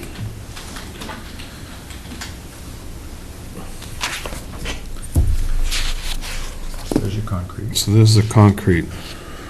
So is the addition going to be the size of the deck or the size of the concrete? Size of the deck. So the deck's a little bit bigger than the concrete patio now. Okay. And are you going to put new piers for it, or use those existing ones for the addition? I don't do cross that bridge. I think that would be, if they're in good shape. Right. But this addition's going to be on piers, it's not going to be on a foundation. No foundation. All right. Well, I doubt like heck that these piers are going to be sufficient for it. Right, they're probably not. So you're going to have to dig. Yeah, It's whether. you're probably going to have to put new piers in. Have you got any other, Yeah, I don't know if I can show you in Thank you. greater detail.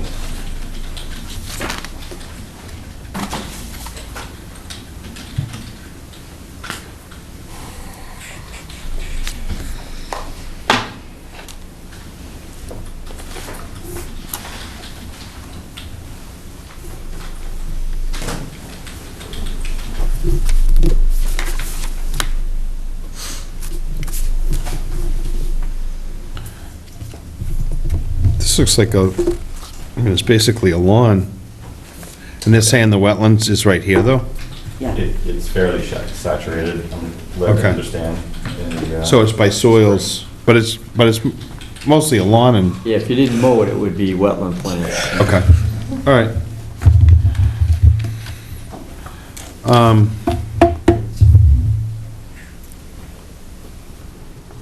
I guess That's- basically you just want to, what do you think?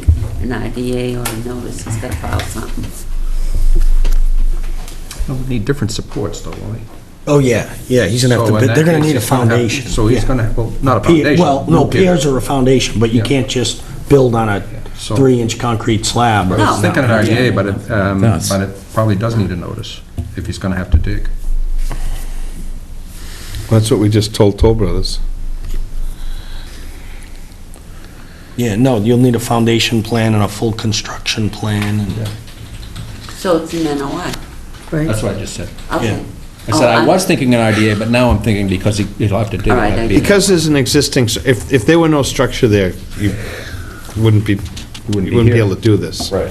But because there is a structure there, I think it's just because it's so close to this, and NOI just gives us more information about the area, and there's a few more things to fill in and whatnot, but given that proximity, I think that's important.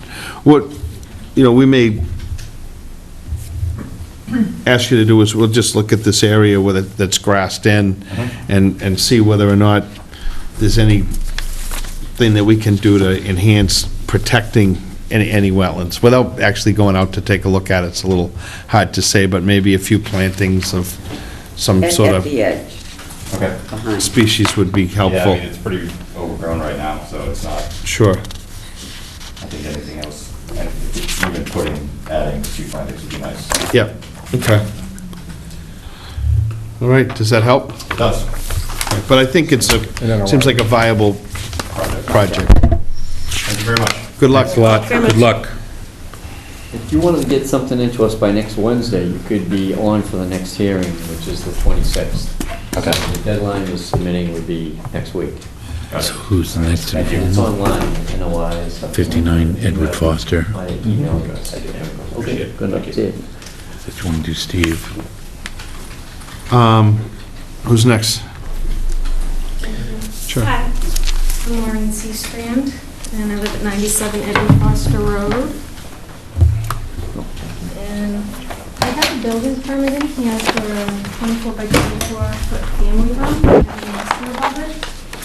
And the construction's going to start at the end of the week. And it has to, some digs, it's gonna be like a walk-up basement because the grade naturally goes that way. And I have had this divot in the lower part of my yard for the last couple of years since that heavy snow season we had. And now when it rains, it kind of puddles. And he said, how about if I just level that off with what I take out of the upper yard, I'll just put it in the lower yard. And it sounded like a good idea, but I thought I would check and make sure. that it's All okay these with you. conscientious people coming in today. God bless you.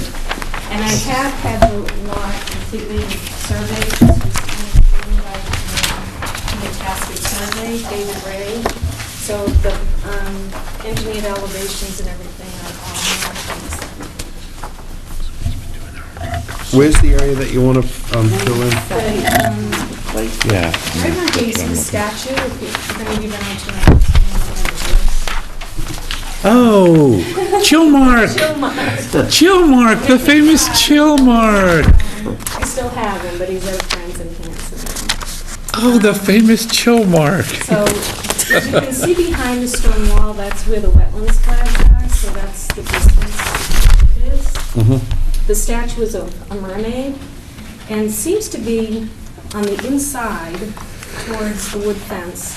It just seems to have sunk over the last few years, and I think it happened after that year, we had so much snow, the weight was there for months and months and months, and then when it melted, it kind of left a divot. So now it breaks our lawnmower every time we go over it. And I've gone through like 3 lawnmowers, so it's just, you can walk it, and it just kind of goes down like, it feels only like a couple of inches, but it's enough to cause a nuisance. So he said, how about when I dig up here for your family room, which is way up by the front porch, I'll just move it down and spread it flat. And that's what we're asking to do. So this is all, what, AE? Flood? It's not on here, I could check. Gotta be, right? I know flood zone comes onto it, but I don't know how far up the lot. There's a steep, fairly steep slope. You don't think it's the 10-foot contour pit? Might be higher than that. I don't know Okay. if she wants to actually put the film or move it. If I Could you show me? Sure. This is. In Chilmark's yard? Is that where you want to do It's it? actually closer to the house. Oh, than okay. that. This is where the addition's gonna go, up by Okay. the fire pit. Yeah. And it's like, kind of to this side of the statue, it's just like a round area around here. And it just kind of goes down and goes back up to where Chilmark used to trot. So he had a higher spot, because at one time that was the original property had a driveway connecting from Edward Foster Road to my next door neighbor, because she owned both homes. And it was like gravel or something, years and years and years, and then it just kind of got muddied over, and then the grass just spread and grew over that. So that lower part in front of the stone wall is actually higher than So this is- than that piece of the backyard. And I just want to look at it. It's not- mostly in the 100, a little bit in the 50. Yeah, but, yeah. Between the 50 and the 100. Yeah. Yeah. You want me to show you? No, I got you. Yeah, thank you, it's right here. Right, almost where it says 9x4, yeah. Oh, that has the big one. This is the 10-foot Actually, it's, Where the statue. yeah. I don't tell anything from that. Oh, Right here. Yeah, at this line. yeah. Okay. So it's all outside the right. 50. Yeah, no, that's Yeah. fine. But I was looking at. Yeah. So this doesn't, I'm allowed. The second cliff, you go out over the causeway. Oh, actually, I'm sorry, so it's right here. Like, I grew up right It might be, is it say 10? It says Yeah. That's why I finally got the two in one. Yeah. having. It takes some adjustment with such a small space, yeah. So, Tilting your head. it's inside the flood area. This is the 10-foot contour. 10-foot. So she's inside of that. Yeah, the 10-foot is a floodplain district that the town has. This is anything in 10-foot. So it's showing it. Okay, so that's like coming through your yard. There's your house. Your Okay, yard. next one. Yeah, so that distance down is the 10-foot contour line. And I think it's showing. It's on here. It's right here. 10, yeah. It's this dark dashed line. So they're trying to fill below that. Right, that's, I mean, that would be zoning permit, special permit from zoning for something below that line.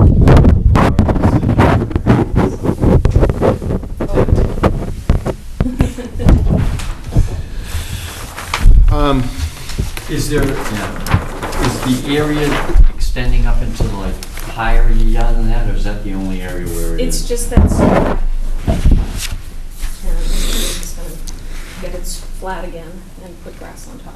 Right, it's all grass as far down to the stone wall. That we mowed Right. to. Yeah. We were just out there. Any idea how much material you're talking about? How many yards? It's, because of the way it's gonna be a walkout basement, because naturally it's a pretty steep drop from the front of the house to the back of the house. So it's like half the basement, I would think this has to be dug, the other half is already empty. We're just building into it. So 24 by 24 is probably 12 feet deep by 24 foot long would be what they're digging out. They'd use what they need just to get it flat, and then we take the rest out and then just grass it. We're not talking about the cellar piece, we're just talking about the. But using some of the. The divot piece, yeah. The material. How many to yards of fill- material? Material That- they're putting in there. She Yeah. doesn't know, though. Well, she's saying it's a 24 by 24. No, she knows how much is being removed, but she doesn't know how much they They're need gonna to actually fill put in to here, the right. hole. And then there's also a 50-foot buffer zone line. Yeah, but it's out of it, Well, if I'm reading it right. I mean, I'm not really. It's back towards the house, right, so. 50-foot buffers. I'm looking at the fill as right by the statue where it says 9x4, that's where I'm looking, Well, I mean, I don't see a line on here that says, here's where the fill's going. yeah. Right. Well, I didn't want to draw on that just because I this has all been engineered and was done with instruments, so I didn't want to mess that up by guessing. But just my estimation is somewhere from the statue toward the fence, probably a 20-foot strip from the statue. Pat, is that something that if you looked at it, you could do this with the minor activities, or? Yeah, I think, because it's in the 10-foot contour, we should talk to Neil. Okay. So this, I had asked Maureen to bring this in, so we have an idea with survey plan, and this is really helpful. And I think, I don't know what zoning does for something minor. They may have some idea if something doesn't trigger, or they may say, gee, you have to file something, but I'd be glad to talk to Neil. And then, just go out and take a look and measure and see where the low spot is. Yeah, but from our point of view, you could green light it by looking at it and determining. If it's minor and it's... Right, if it's outside the 50. Right. Yes. Maybe I could talk with Neil, and then we could follow whatever he says, and then we could do some kind of minor activity permit. Yep. Okay. Keep it outside the 50. Yep. All right. A minor activity doesn't even require a vote from us. Pat can give you that. Yeah, can't give him any more. Well, whatever the charge is, it's minimal. Pat will sell you one. What is it, 25 bucks? I don't know. I think it's 25 bucks or I something. think they're 35. 30? What's your commission on those? Yeah, right. Yeah. Quick. 25 cents. Buy them now. If that. We do 2 for 1, though. I'm sure the day, the phone is in the big kitchen window, but I'm sure the phone will start ringing the second the guy starts pulling in the driveway. Oh, yeah. I wanted to make sure you- Well, It's an you are incredible a spot. resource there. Yeah. We encourage informal visits. Okay. Yeah, so if you can email me, and I can go over and bring it over to Neil, I'll hang on to this, and I'll bring it across the hall on Neil, and I'll talk to him. Sure. Okay. Thank you for your... Thanks again. Take care. The project, thanks. Sure. But I don't have anything to read. There's nothing to read, and I don't even know if you have to announce it. For Fern Properties, does Richard have to announce anything, or? No, it was mostly if anybody was here for that purpose. Just to let them know. Anybody here for Fern Properties? None saying? 214 Tom's Club Need a Road. motion to continue? Oh, the Mick. extension? Okay. I don't even think there's a filing. It's just, it would have been them coming in and asking for an Yeah. extension. So it may be on the next one. Just, Oh, so you don't need a motion? Nope. no, so I'll just write them in. Continue it to 10:26, okay. Is that what they requested, Pat, that they be at the next meeting? Yes. Stephen? Steve? He wants the supersede. Or Mr. Adams, what do you got? What's your, Certificate of compliance. Yeah. This one might take a few minutes. We may want to knock off, not knock off, but... Maybe the wrong wording. Wow.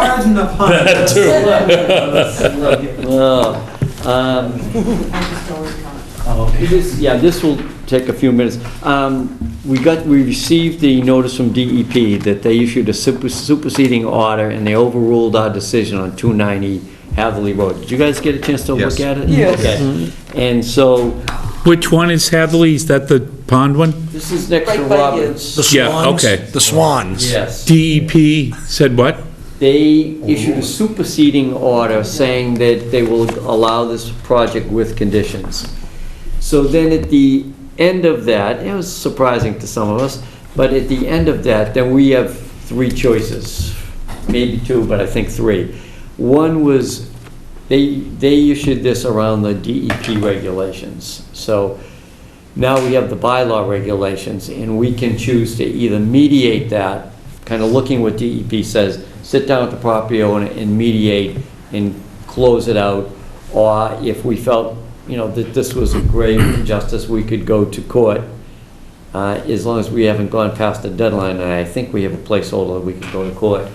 Or we could also appeal the DEP decision to the DEP adjudicatory body. So, the commission can talk about it, but we shouldn't take a vote tonight because I have to meet with legal counsel. And the reason to talk with legal counsel is that any project now that's in a flood zone that is an unbuilt lot that's going to allow a building, they want to have a full discussion with Nancy Durfee, Town Administrator and Legal Counsel.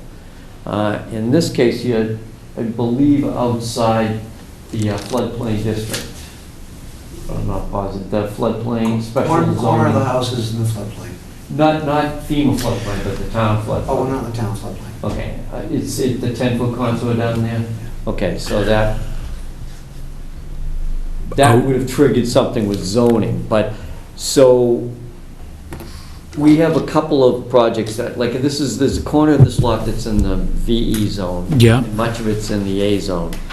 And town council and town administrator and maybe a selectman will decide whether we want to push on this particular one, appeal, and see where it goes for precedent-setting reasons, or just... Did DEP look at Riverfront? Yes. They did. They did. Yeah. Are we allowed to ask these questions, or are we in gag we can do order? whatever we want. I think they felt that, correct me if I'm wrong, that Mr. Holmes's planting plan would adequately compensate for the loss of riverfront area. That's funny, because their regulations say that there's no scientific evidence to say that mitigation is any substitute for mature plants. For nature. Yeah, I'm going to be writing a letter to the regional director in the southeast, pointing out that, I mean, I think we believe we followed their regulations and we're questioning this decision, but that's just informal, it doesn't mean anything. And if we appeal to DEP, I can't send that letter. But if we're not appealing to DEP, I can say, it's 2 in a row that we think that we've followed your regulations to the T, and we've been overruled, and what's the story? So this isn't up to us at this stage anyway, this has got to go to legal, right? So you're not looking for... Yeah, I mean, I have to talk to him. I was hoping to try to get to him today. They just appointed legal counsel last night. Is Toomey, Hussey, Murphy, and Lehane again. So we'll be dealing with Brandon Moss. So you're not looking for any opinion from us? No, at just this stage? to let you know, this is it. Okay. And I mentioned to Steve, and, okay. Steve came to make sure we're up to what I said we were up to. Don't we have to decide what we're going to do? No. I would hold off. I mean, there are a couple of things that, we can run by legal counsel. All right, fine. And then we can decide. At the next meeting? If it turns out there's going to be a timeline that's going to pass, we may have to do some special, but okay. I'm going to try to meet in the next couple of days, but I don't know if they're available. Well, do we have until the next meeting to give a decision? I don't know. Are we bound by what the council tells us? No. Okay. No, commission can vote. It would be good to get their opinion on it. But I think if the last one we did mediation, and then we were able to add some conditions. They did cover a lot of the conditions. They did the replanting conditions, and so. So this will be continued to our next meeting? It doesn't even have to be. No, it's just- I'll email everybody, including the property owner, after I can have a conversation. Steve, I know you have some thoughts on this, not that, go ahead. Not that they're going to mean anything, but I'd like to say them anyways. How's that? Not that they're going to mean anything. No, that's not true. I know. This particular project was denied specifically for 2 reasons. One, that the commission evidently signed an order of conditions on denial stating that we had a coastal bank on the site. We've had most of the coastal geologists that I know review this and determine that there is no That's incorrect. coastal bank. We did not put that. You know what, we're not... No, but that's the premise. That's incorrect. We did not say that in the denial order conditions. Okay. Nothing about a coastal bank was part of our denial. Okay. Okay. If I come back in, I'll bring a copy of the denial, and we'll determine whether it said that or not. But can get to one. Okay. One of the reasons for denial was a coastal bank. The second reason for denial was that we could not do work within the 100-foot buffer to a riverfront area. DEP specifically wrote a letter on those 2 points, separate from the order of conditions, to explain that the lot is exempt from the 100-foot requirement to have a no-touch zone because it was a pre-existing lot, which we had stated to the commission when we came in. It's a different regulation for an isolated lot under the Rivers Protection Act. And it says the commission shall approve under the Rivers Protection Act exactly what we had on our plan. It also specifically talks about the additional work that we have for mitigation being exempt from that in that letter. And I think there's 5,100 square feet that we offered to do mitigation in and clean out all the invasive species and add native plantings in that area. The letter specifically says from DEP that they believe that that is an enhancement to the area and will be better for the property and better for the environment once we do that. Those are the two reasons that I find, and I could be wrong, but those are the two reasons I find were in the denial of the project. So Jim Mahala from DEP is the coastal expert that DEP uses. He also happens to be the gentleman that signed the letter stating that there is no coastal bank at the site. So if the commission goes to an adjudicatory hearing, they're probably going to go to their specialist to determine whether there's a coastal bank or not on the site. He's already chimed in on it. You can read the letter. He signed it. Personally, I think it's going to be a waste of taxpayers' dollars to get town council involved in this. Those two reasons, I think they're going to stand no matter what happens. I would hope that the commission will mediate this with us, and if there's anything else that we can do to see the project go forward that would make it better than what we've already proposed, I'm certainly willing to sit down with every commission member and go through that, rather than just delay this and go into a courtroom to determine if we have those two issues. That's all. Can I just make a comment? I agree with a lot of what you said. The decision to involve town council did not come from us. This is something that they're looking at, not just for this project, because there are 4 right now. The town council, the town administrator wants to look at all 4 of these and just say, what's happening here? Why is a building going to be allowed there? My advice would have been, let's enter into mediation, because Steve's right, it goes back to DEP. One of their own managers approved it, so are they going to overturn it in adjudicatory hearing? I don't think so. Right. But if our town council says we want to make a point with the state, then I have to bring that information back to you.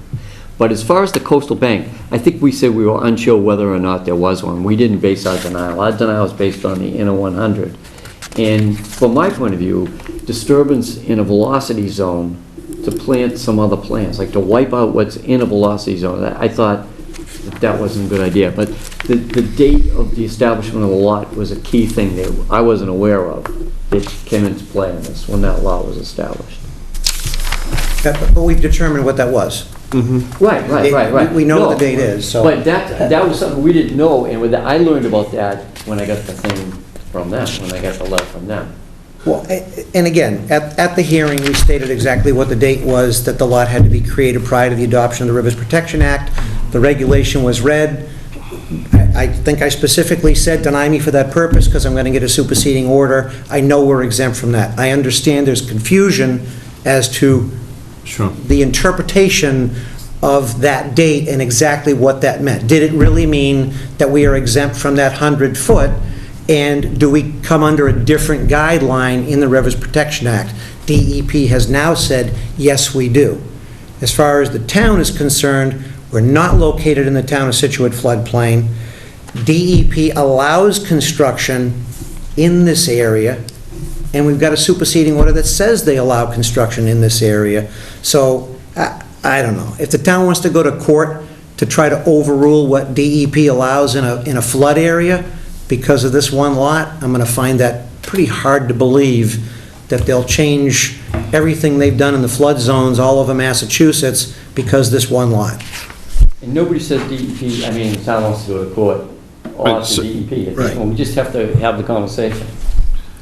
So I think given the fact that, I appreciate that you've been through this and you feel like you've been through the whole process, given that we don't have that many projects that wind up going to DEP for review, and I think given the effort that the town's made to avoid building places or when things are rebuilt, that they're built safer, better, elevated, whatever, and I know this house is going to meet those requirements.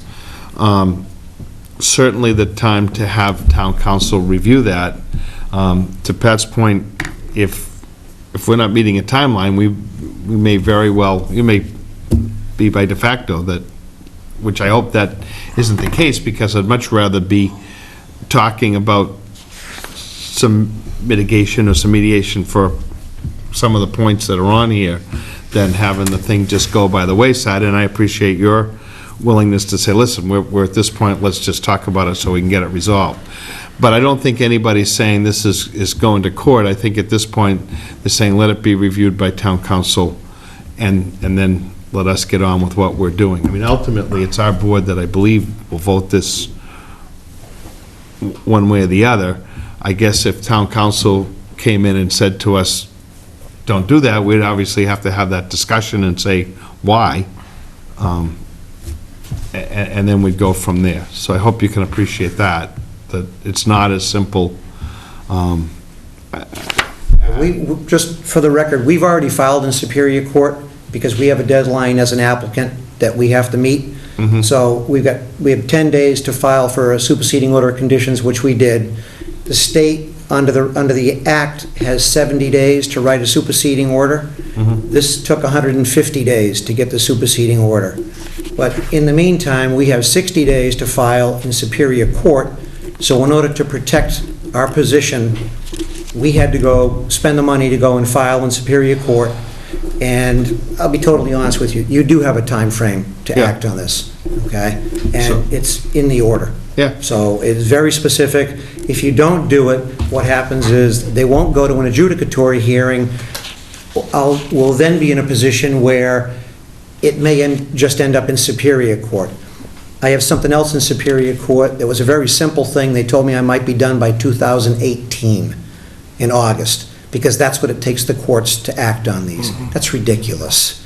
I mean, this is a project that meets every regulation in place, local and state. I don't get it. I mean, I don't get it. Well, I think, given the complexity of it and what we've already gone through, and you know, I realize this all costs money and time. Not that that's, but I think the complications of that, it's worthy of at least a review, and hopefully we can sort this out fairly quickly and see where it goes. But I think that's a reasonable. Yeah, it's your choice, not mine. I mean, I'd like to do the mitigation or mediation and get done with it. And we appreciate it. Well, I think it's good that we know that, and let us at least get the input from town council, and hopefully, Pat, you can show them that they don't have much time to fool around with this. Just for the record, do we know what the other 3 projects are? I don't. We do. I'm not going to bring them up in a public meeting, but I'd be glad to talk to you. Only because the people aren't here. I don't want to use. Oh, I'm just wondering what the addresses are, that's all. Yeah, cool. I'll come in tomorrow and grab them from you. Okay. All right.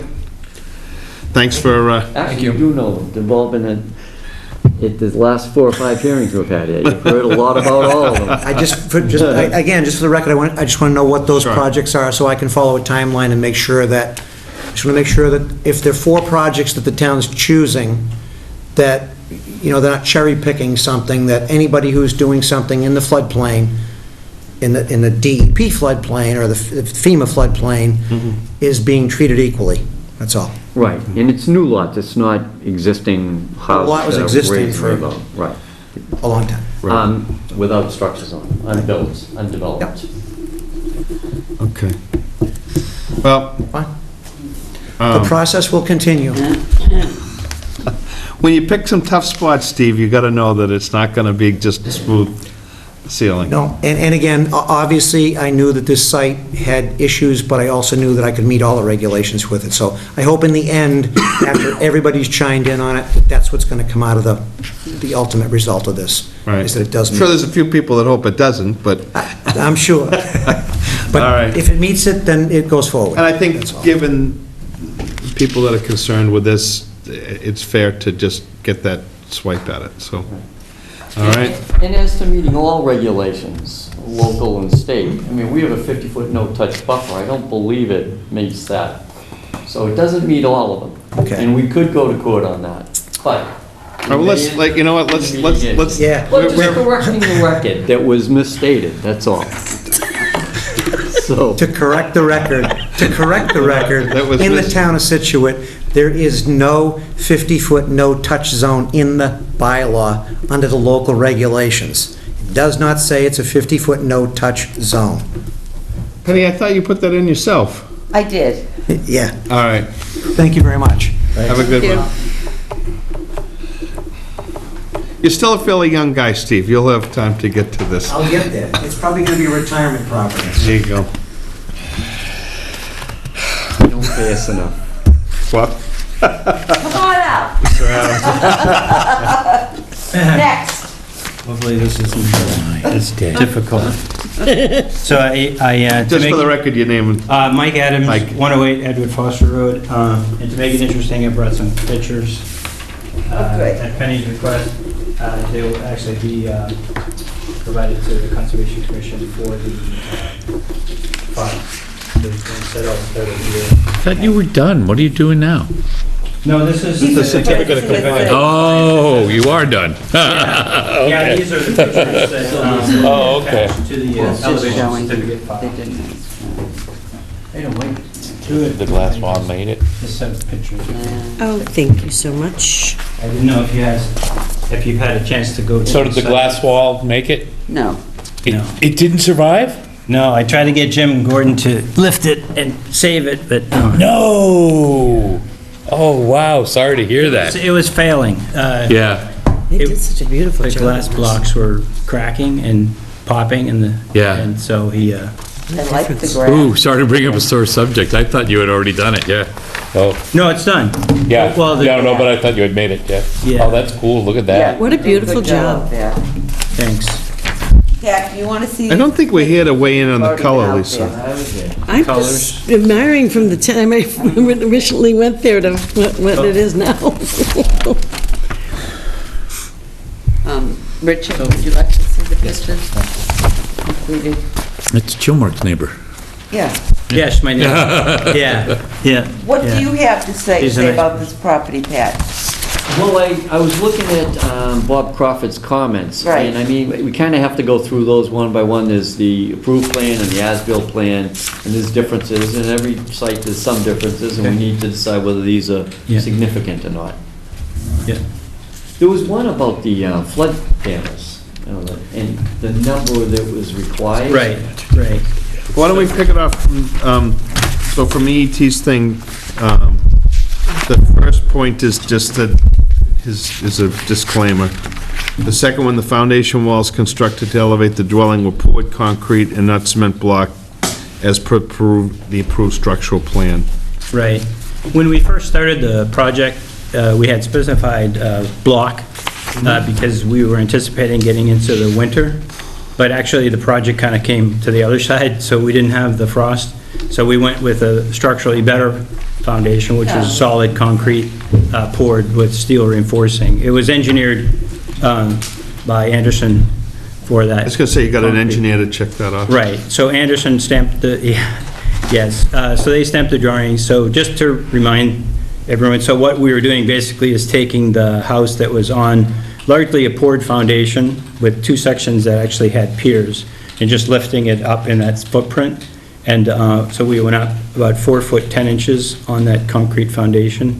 And then where the piers were, we just kept piers in place, but we had to size them for the height. So we did those piers, and then Jim took all of my decks off the house, which were kind of scattered around the house in different locations, which worked okay when the house was on the ground, but had no railings or anything. So I subsequently came back to the Conservation Commission to get the permission to redo the decks. So what was been submitted here is those decks with the foundation and the as-built, and those are all on piers. So those piers were largely done with poured concrete where we could, and blocks in the interior of the house. So that's what Bob's referring to. It was just I think it's the academic side of his report. It was shown as a block, and it was poured, Yeah. but I think that... Environmentally, that doesn't make a difference to us, Pat, does No. it? No, I think Bob looks at a plan and looks for the exact same thing. Right, exactly, but I mean, in terms of impact, there is no difference. Right, and I think you may have come back to ask if that change was okay. I have some revisions to the plan along the way. Can we just go through, let's just tick through the... Yeah. So, you explained the foundation. Number 3 was interior walls between the dwelling and the garage has been modified from what was shown on the foundation plan. Yeah, the orientation of the staircase was turned, so that the interior wall was changed. This configuration was different, and I think kind of the same thing. He says, well, that wall became this wall, and so it's different. But this is internal, right? It's inside the structure, yeah. Okay. Yeah. Number 4, 6 engineered flood vents have been installed in the dwelling portion of the foundation, not the 12 that were shown in the approved structural drawings, to satisfy the 1,188 square foot foundation area. 3 engineered flood vents have been installed in the garage portion of the foundation, 6 were proposed on the approved plan. The additional 2 vents required to satisfy FEMA requirements for the 962 foot square feet of area will be installed, 1 at each end of the garage doors yet to be installed. So, Right, it just seems like there's a lack of flood Right, so there's been work done since that letter, and Bob has come in and revised his elevation certificate to certify the number of vents. So the ones that were intended to be done with the doors, which the doors aren't in, so we put them, so I met with Tom Little, who was actually one of the advisors to the town for some of this work. He does flood vent engineering as a company. So he said, put them in the sidewall of the garage instead, it's actually better. So we completed that. Bob surveyed the property, Bob Crawford, and he updated his elevation certificate to reflect 2 things. One, that there was actually 7 vents inside the structure and 5 vents in the garage. And that both the 6 vents in the 7 vents in the structure met the required vents for the FEMA, and that the 5 in the garage that have now been installed meet as well. So he brought in a revised elevation certificate. Those are on the elevation certificate, the vent information? Yeah. Okay, you should have that, Frank. So I brought a copy of that. Yeah, I think it might be in the pack. Yeah, so part of the elevation certificate includes that calculation. So you got that covered? Yeah. Yep. And there's a little unclear, Bob, which FEMA flood elevation applies now, because we were in AO2 on the previous. Right. And I think in about 3 weeks' time, we'll become an AE15, which is actually a foot lower. How did that happen? An AO2 is a foot lower than No, an AE15. the house didn't have a history of flood damage, but we wanted to raise it anyway because things seem to be rising. And the house has been raised about 4 foot 10 inches. The first floor elevation is at 20.7, and the new FEMA map is elevation 15. So the foundation is about 5 feet above flood. So we're good. One of the requirements beyond the flood vent, it's not in Bob's letter, but it was something that I know the panel was sensitive to, was that there was a crawl space under the existing structure, and when we lifted the exterior walls, the requirement was that we fill that crawl space up to be consistent with the exterior grade, which has been completed as well. That's reflected in the elevation certificate. Yep. Okay. 2 stone-faced block piers were constructed to support 10-foot by 13-foot 6L at the southeast corner of the house. 3 were shown on the approved structural plans. The house had 3 piers on that structure, and when we raised it, we figured fewer piers were better, so we just engineered a beam and put 2 posts instead of the 3. Okay. That allows flow more. They were on that south side of the building, where there tends to be, if there's going to be runoff through the property, it was that side, so we did that. So it's above, not below. It's not on the ground, it's above. Number 6 is They're a... above, yeah. Yeah. Yeah, it's an Okay, elevated okay, structure. Yep, yep, yep. So a 2-foot paver walkway to the seawall at the northeast area of the lot existed, Yeah. had been removed, and this area's been constructed with a stone boulder sleuthway. I think we knew all this, right? Yeah. So we're good. And the splash pads, the beach grass is all. Yeah. The beach grass looks great. Great. I was lucky that I got it in early enough because the summer was a tough one. I was like crossing my fingers that it would stay alive, but it made it. It's amazing, actually. So it looks like we got it. I'm satisfied. Yeah, the question about where the piers are, and you have all the woodwork, and you have slat openings, we've had this before, is that gonna hold up in a storm with a big waves and a flood? Yeah, it's not a high-velocity zone, and the AE15 is only about less than 12 inches above grade in the rear, and maybe 18 in the front. So, and there hasn't been a pattern of storm flow into the house so much. It's been along the sides. Yeah, if you're looking at the house, It comes down. Yeah, the then right it comes down to the side right and a little side bit on over left to the sometimes, shipyard. But mostly Yeah. the right side Yeah. along between the Deegans. Yeah. And so part of what was done was a repair of the scour from the previous storm when I came in for the approval. So we put some stone inside Marafi filter fabric and then covered that back up. So hopefully that won't scour, because what happens when it does scour, that deposits across the street into the boatyard. Marsh. into the marsh, which isn't healthy for the marsh. Originally, did we talk about a turf lawn in the front there? Well, there was a lawn there. There was. I kind of trashed it during the construction, so we're trying to resurrect it. I guess it was there. It was definitely, Yeah, there was a turf. that's patch. where the septic system is, so I think it was landscaped around that septic and the tank. Yeah, both those houses. Yeah, that's that part of the front yard. We good? Yeah, I'd leave it to our Frank, construction manager. our esteemed- Yeah, All right. No, it looks good to For me. what it's worth, so Dave Lawrence, the contractor, had requested a final from the building department. So Neil did the final inspection earlier this week. Oh. And Dave asked me to bring the permit card, because he didn't get to sign the card, to Maureen, which I did today. So she said she'd have him sign it, put in the file. Electrical, gas, plumbing has all been reconnected and finals were given. The garage is all straightened out, the whole door and stuff over in the... The garage door? Yeah, it was missing when I was out there. I think it was plywood or something. but- Yeah.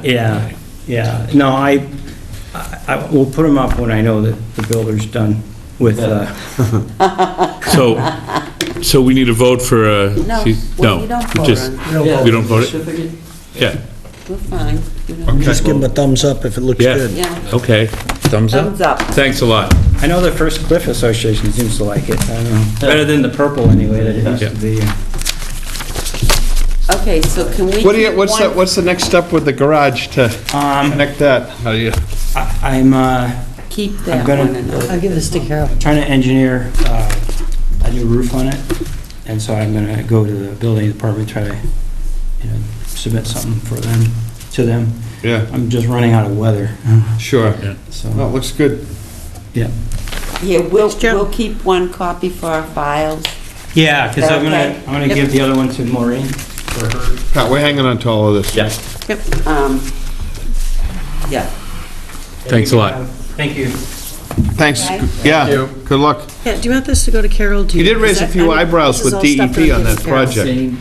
Oh, yeah. Yeah, I think that there was something going on from day one, but he seems to be okay. I think it's the area, right? It's Yeah. very sensitive. Well, yeah. I think that the project looked like... I had them we were all doing separated. Construction or something. Yeah. Well, they are a fickle bunch. I talked with him directly. Yeah. Yeah. It's Yeah. tough. Hey, Being I have a televised. master's in soils engineering. Oh, you and, do? Yeah, So, and he was hard to talk to. You guys have tough jobs. Thanks a lot. Take care. Bye-bye. Thank you. All right, what are we, Rosemary? We could have sprung you first, you know, if you... No way. You need to be here. Oh, okay. At some point, can I ask for a clarification of what Steve was told? Either now or... Of what? Oh, about Of the the legal? group of 4 and new lots.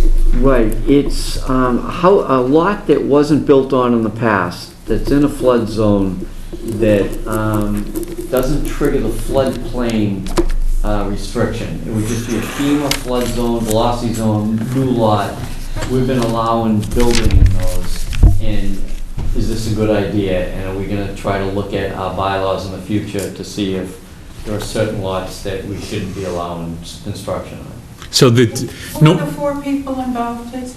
No, there's 4 houses right now that have... No, I know, but how many people are involved? And you mentioned Nancy Durfee and...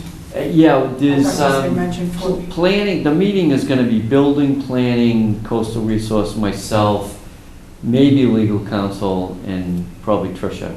And we're looking at our bylaw now and seeing if it makes sense and whether it needs to be, adjusted. Because right now, there's that 10-foot, the floodplain from 1972.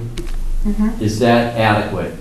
It doesn't really line up with current flood zones. So we need to look at our zoning bylaws to see if something needs to change on that.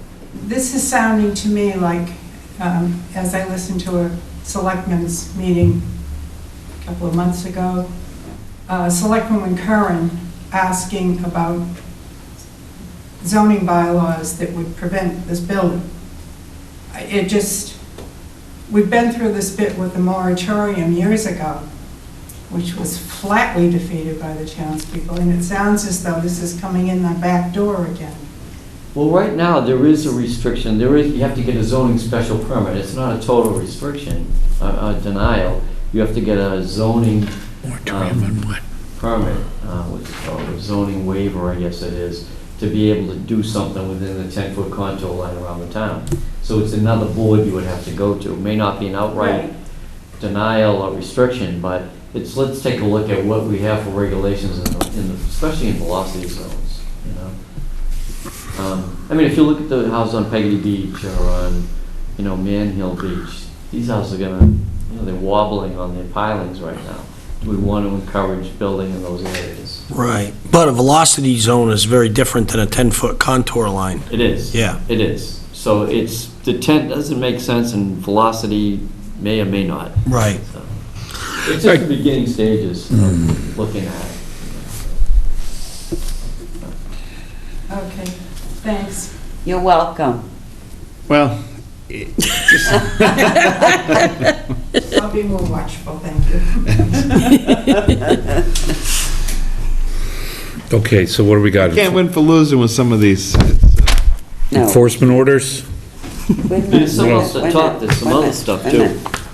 What about, let's go back to the certificate of compliance. What about 99 Glades Road? Are you ready for that one, Pat?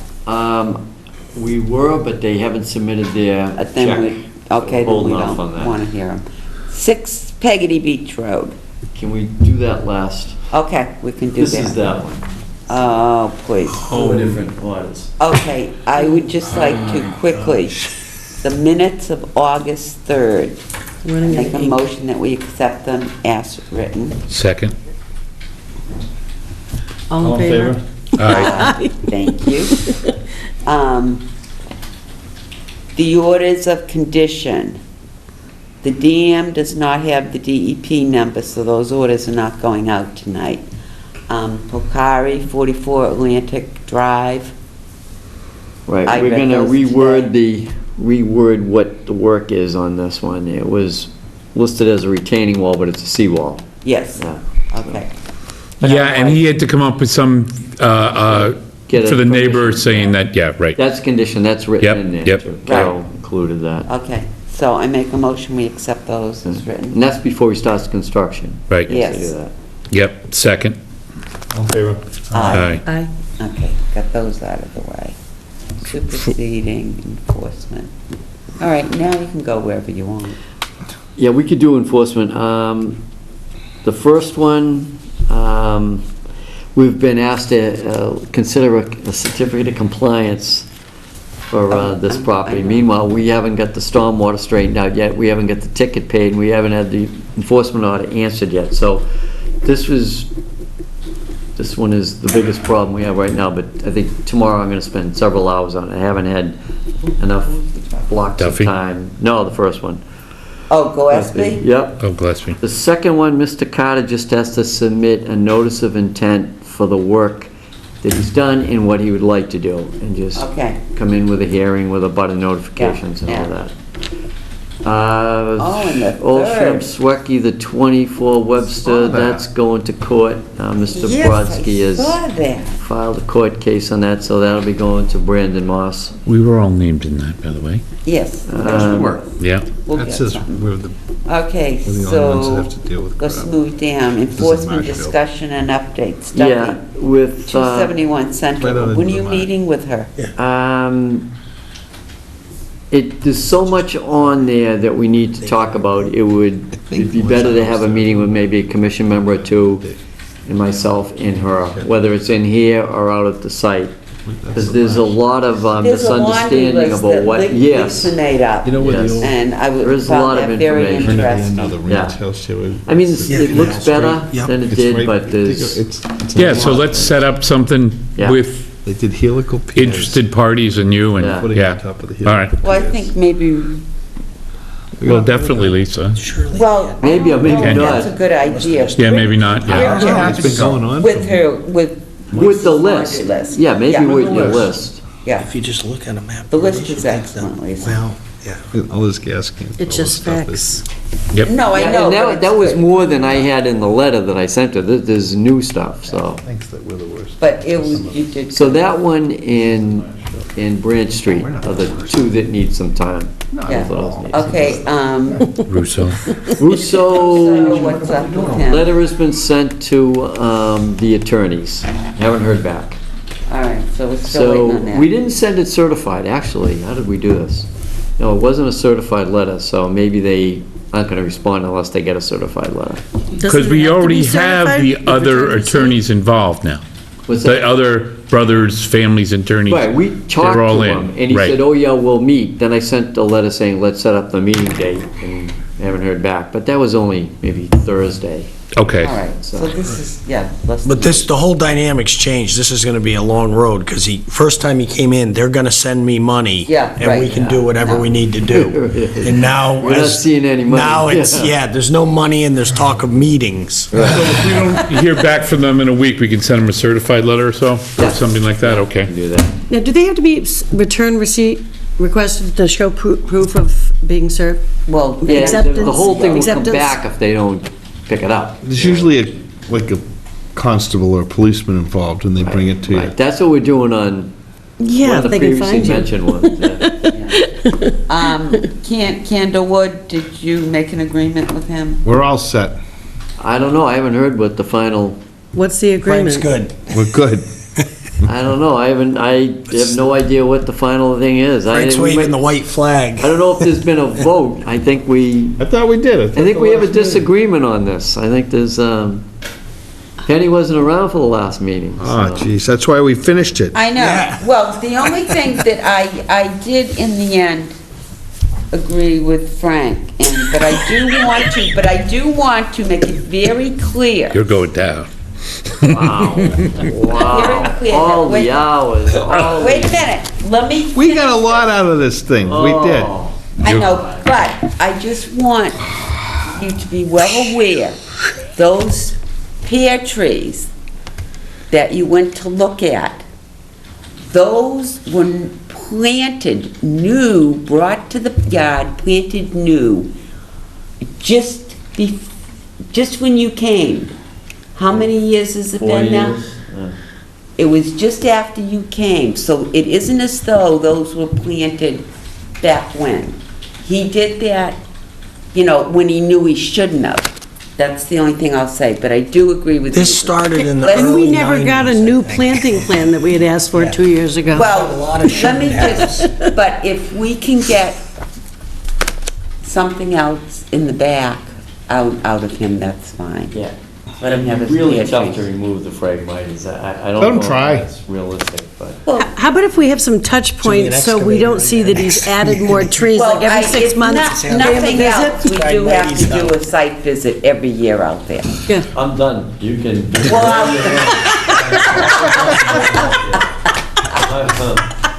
well, the thing is, if Pat we just don't abandoned ship. babysit, if we don't I'll go in out September every year. every year, When are the It would pears join ready? you, I'll go in the Frank. fall. That's why we're going in September.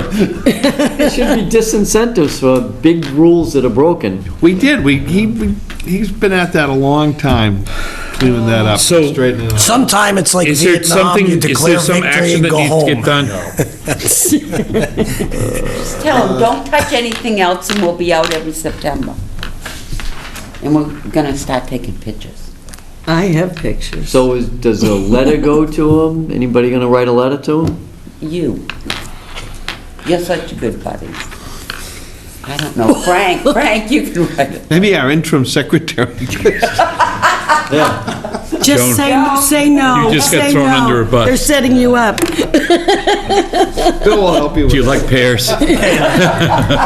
Everybody's With punch Roundup. drunk now, let's. All right, let's Likes keep to rolling do it. here. I know, 25 Egypt Beach Road, it's been, the wetlands have been reviewed, it's gonna be surveyed onto a plan, and I would think would be on our next meeting. I'll sit down with Carol and draft a letter for Mr., Cayman. and you can look at it before we I'm send not it. looking at it. Wait a minute, Patrick, Now what? 25 Egypt Beach Road, now what? Now what? I wanna know Well, about that. it was- It looks like nothing's happening out there. No, it was flagged, they can't do the replanting, it was flagged, and it's gonna be surveyed on a plan, so we know what area needs to be planted and what area doesn't, so, The whole Do you have thing. a time frame? maybe, we'll see. All right, so what's the time frame on it? The wetland review is done, it's gone to an engineer, I don't know if it went to Ross, it might have gone to Ross Engineering. Well, we have to have a time frame. Okay. I will contact them this week. I did email them this week and say, what is the time frame for the engineer? So, If you're worried about, like, No, you job should give them security a by time frame. perpetuating some of these things, don't worry. We got more coming through the Oh, door than we're ever getting out of here. absolutely, there is no worry of job security, But mental Pat- health. it's- Pat, I think you should give them the time frame. Don't ask them, tell them, we expect it within the next 3 weeks. We need to Yes, receive it ma'am. by this date. 3 weeks. Or- I'm writing it down, Patrick. Let's put we'll put Penny in charge of taking care of that. No, you won't. Okay, 30 Peggotty? Yeah, what's happening with 30 yeah, I Peggy? think That's where the fill went from. Oh, yeah. You know, I couldn't Yeah. see it. I went out there It's It's, in the parking lot from the beach. it's right there. in the parking lot. Yeah, if you drive in the beach parking lot, it's all in the back, the house Oh, backs in the up to back it. of the house. Yeah. I'm staying on the road. No. Yeah. Oh, man. So where are we with So that? it's gonna get washed away when the next big northeaster comes through. Yeah, it'll go right in the marsh. Yeah. People who deposited that there are gonna be testing the soils where they took it from up at 19. Right. So what are they testing? I'm meeting tomorrow with Jen and the LSP Association. Yes, I did see that. And they're gonna Just tell us plain what you LSP. need to, yeah, right, they're gonna tell us what you need to test for when it's material that has bricks and pipes and all that. There's like a list of things you have to test for. So Greg Morse told the property owner what it's gonna cost, estimated cost per test, so we're gonna get started on that. Then we'll know what's in the soil, and then we can write to the guy down at 30, whether you gotta clear it all out, or you Or- just have to right. do a stormwater. He's gotta file with us and get a violation letter, so. But And what about the company that moved the bad fill to a new They're the location? middleman, They're yeah. testing Yeah. it. They're the ones that have to figure it out, Yeah. what they moved. we do need this moved on before the first storm comes in. Yeah, I know. Casey's You know gonna take it's it all out of there. It's going, It's velocity zone. yeah. Yeah, So, I mean, we're October, yep. any day Oh, it now. looks like Matthew's going out to sea, we hope. Well, The only bad thing is that we're not gonna get the rain. Yeah, but I think it's supposed to not come. Yeah, No, it's that's what supposed to they circle said back tonight. to It's gonna be Florida, a I think. rock. Okay. What else? I think we're, Public safety complex, they're looking to, the visibility coming out onto 3A is Oh, different. yeah. They're not gonna put a light at Booth Hill.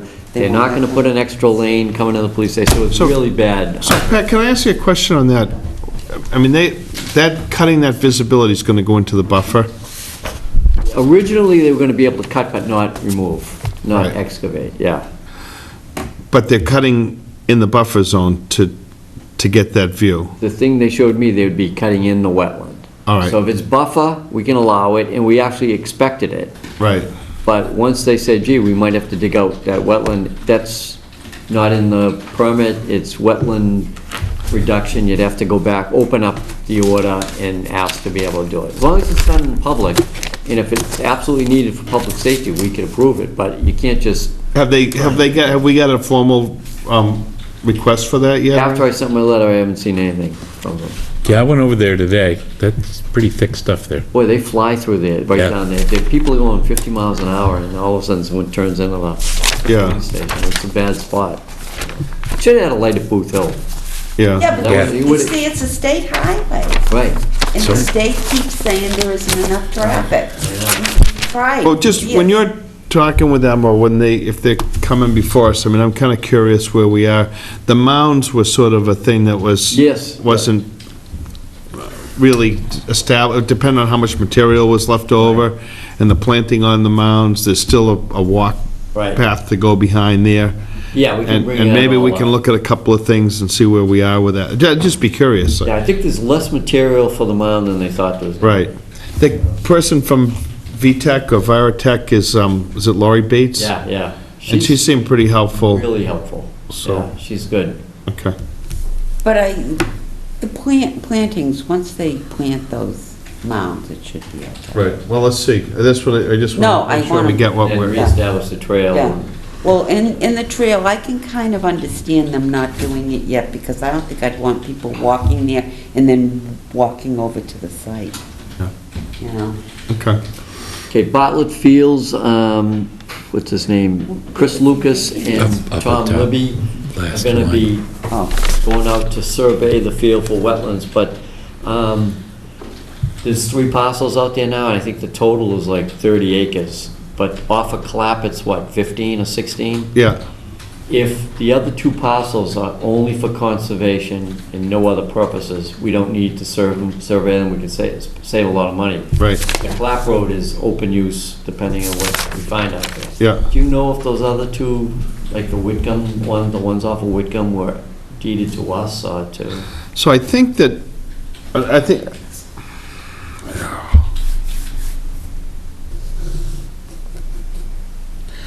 I thought that they were retaining ownership. I thought that the condo association was gonna, they were protected, but they were owned by the condo association, I think he ended up giving that to the. which would be good. I mean, we had a little bit of a problem that part of the thing was supposed to be a hiking trail, and we went to build that with the scouts, there was a liability issue and stuff, so I think the town would rather own it, Yeah, from my viewpoint. looks like we do now. Okay. Yeah, so just west of Whitcomb, where the buildings are, just west of that. Yes. Used to be his, and it was left as open, untouched, but now I think we own it. Okay. But I don't know if we own it or if the town owns it, and if the town owns it, we have to get the whole thing delineated, so. Okay. My recollection is the town owns it. It didn't come to Concom. Okay. Well, I know the Clap Road piece, the town owns. No, no, This I'm other piece? talking the other piece, the own. All right, well, we're meeting tomorrow with the town administrator's secretary, Carol and I. Because at one point, they did come to Concom just informally about putting a field there. The first one, not the land swap we just did, Yeah, but the original one you're talking about. That's why I believe the town owns it, because there's a upland strip where you could get some fields in, but on each side was the wetlands. So there would be a major, I remember talking to them, there would be a major problem with the 50-foot buffer and stuff running off. That the wetlands were right there. So that's why I think it's town, it wasn't ours, because we wouldn't even give up. Into those, I don't Yeah. think. So, I don't know. Didn't go for that. I think the last one we had was a Hummerock issue. And- The excess cobble? Yeah, there's a couple Did of we things. vote, Martin? I don't think so. Oh, we have to. Continue. Yeah, Carol mentioned that. Where is that? Well, Way up at the top. It's right there at the top. Oh, yeah. Did we forget to make a motion to continue? Is Yes, that you what the- did at the Yeah. last meeting. Yeah. So I'm gonna make a motion to continue, Martin. Which, I don't, has they filed to DEP? Has she done anything? Carol wasn't sure if they received it yet, but she knows she has to file it, and she was gonna be filing it. So how, we're gonna continue it, but to an open date? Well, we'll get a number back from DEP. We'll get a file number. Just continue it to the next meeting, and then we can move it again. All right, I do We have do that a lot. a problem. In the interim, Relocation. that we haven't even closed this, she is doing work in that area without it being closed. And I'm talking hardscape. She's putting more of those big stones down.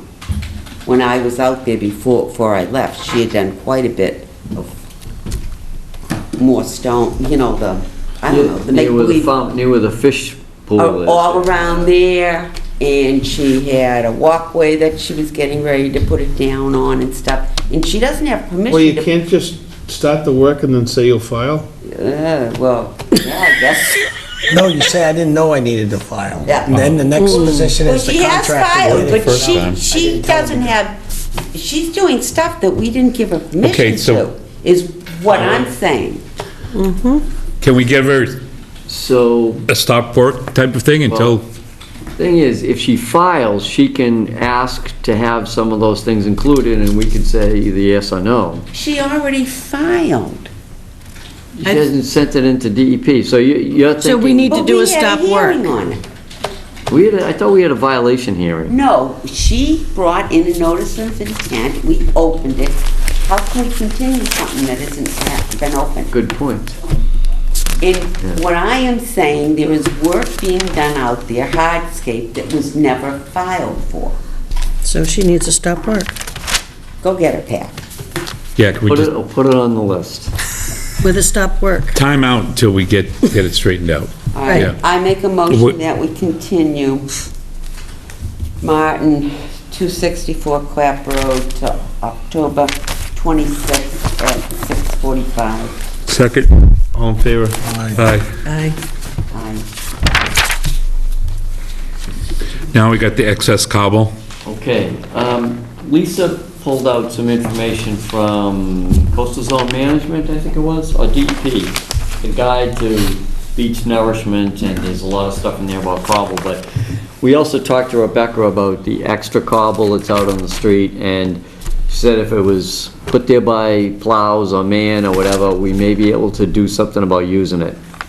But we open up a door if we don't do it right, if we just make it Actually, what free-for-all. she said was, if it was put there by man, it can be returned by man with permission of your local conservation department. Permission is a little different than how we're gonna make it orderly and not a free-for-all and have people killing us because every contractor Oversee was what they're fighting. doing, physically. How are we gonna be doing that? I'll stand there and oversee it. I will. Is it on someone else's property? Is it on But, I town mean, property? if we give them guidelines, I mean, there has to be permission from whoever owns that lot, and then there is an order of conditions of how it's supposed to be. I will literally, make some for the sake of suggestions? simplicity, stand there and make sure it's done correctly. Suggestion. That you, particularly you, write up some guidelines that you'd like to say, okay, if we were to do this, these were the parameters that they'd have to work within, and then we can take a look at that and see if it's But, I a... mean, actually, tonight, if we could talk over a few of those, would be good, because I'm gonna be dealing with it in the next couple of weeks, as storm season's coming. Yep. If we don't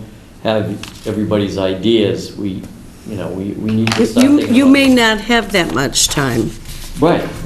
So in your case, you need to get something quick, and I'm with you. I Okay. think we do, but if somebody had some and said, I have some, Lisa, you can have it, go get it. It's this stone that nobody knows who owns it or where it came from, that's gonna cause a Okay. lot of problems. So You have no idea what headaches this will cause. No, actually, the phone calls that I get on a daily basis, in the emails, in the texts, yeah, I would like to dot i's and cross t's. Very simply, if it's drawn out, this person owns this lot, and they're granting permission, and then how are you going to get it there? Well, this is the easement that you're going to be using, this is where it's going to be going through, and then there's permission granted with that, and it has to have a name of the company, and the source and the site. So where did it come from and where's it Right. going to? It comes from this river lot, it goes through this easement or right of entry, and then this is where it can go through this range of houses that have already granted permission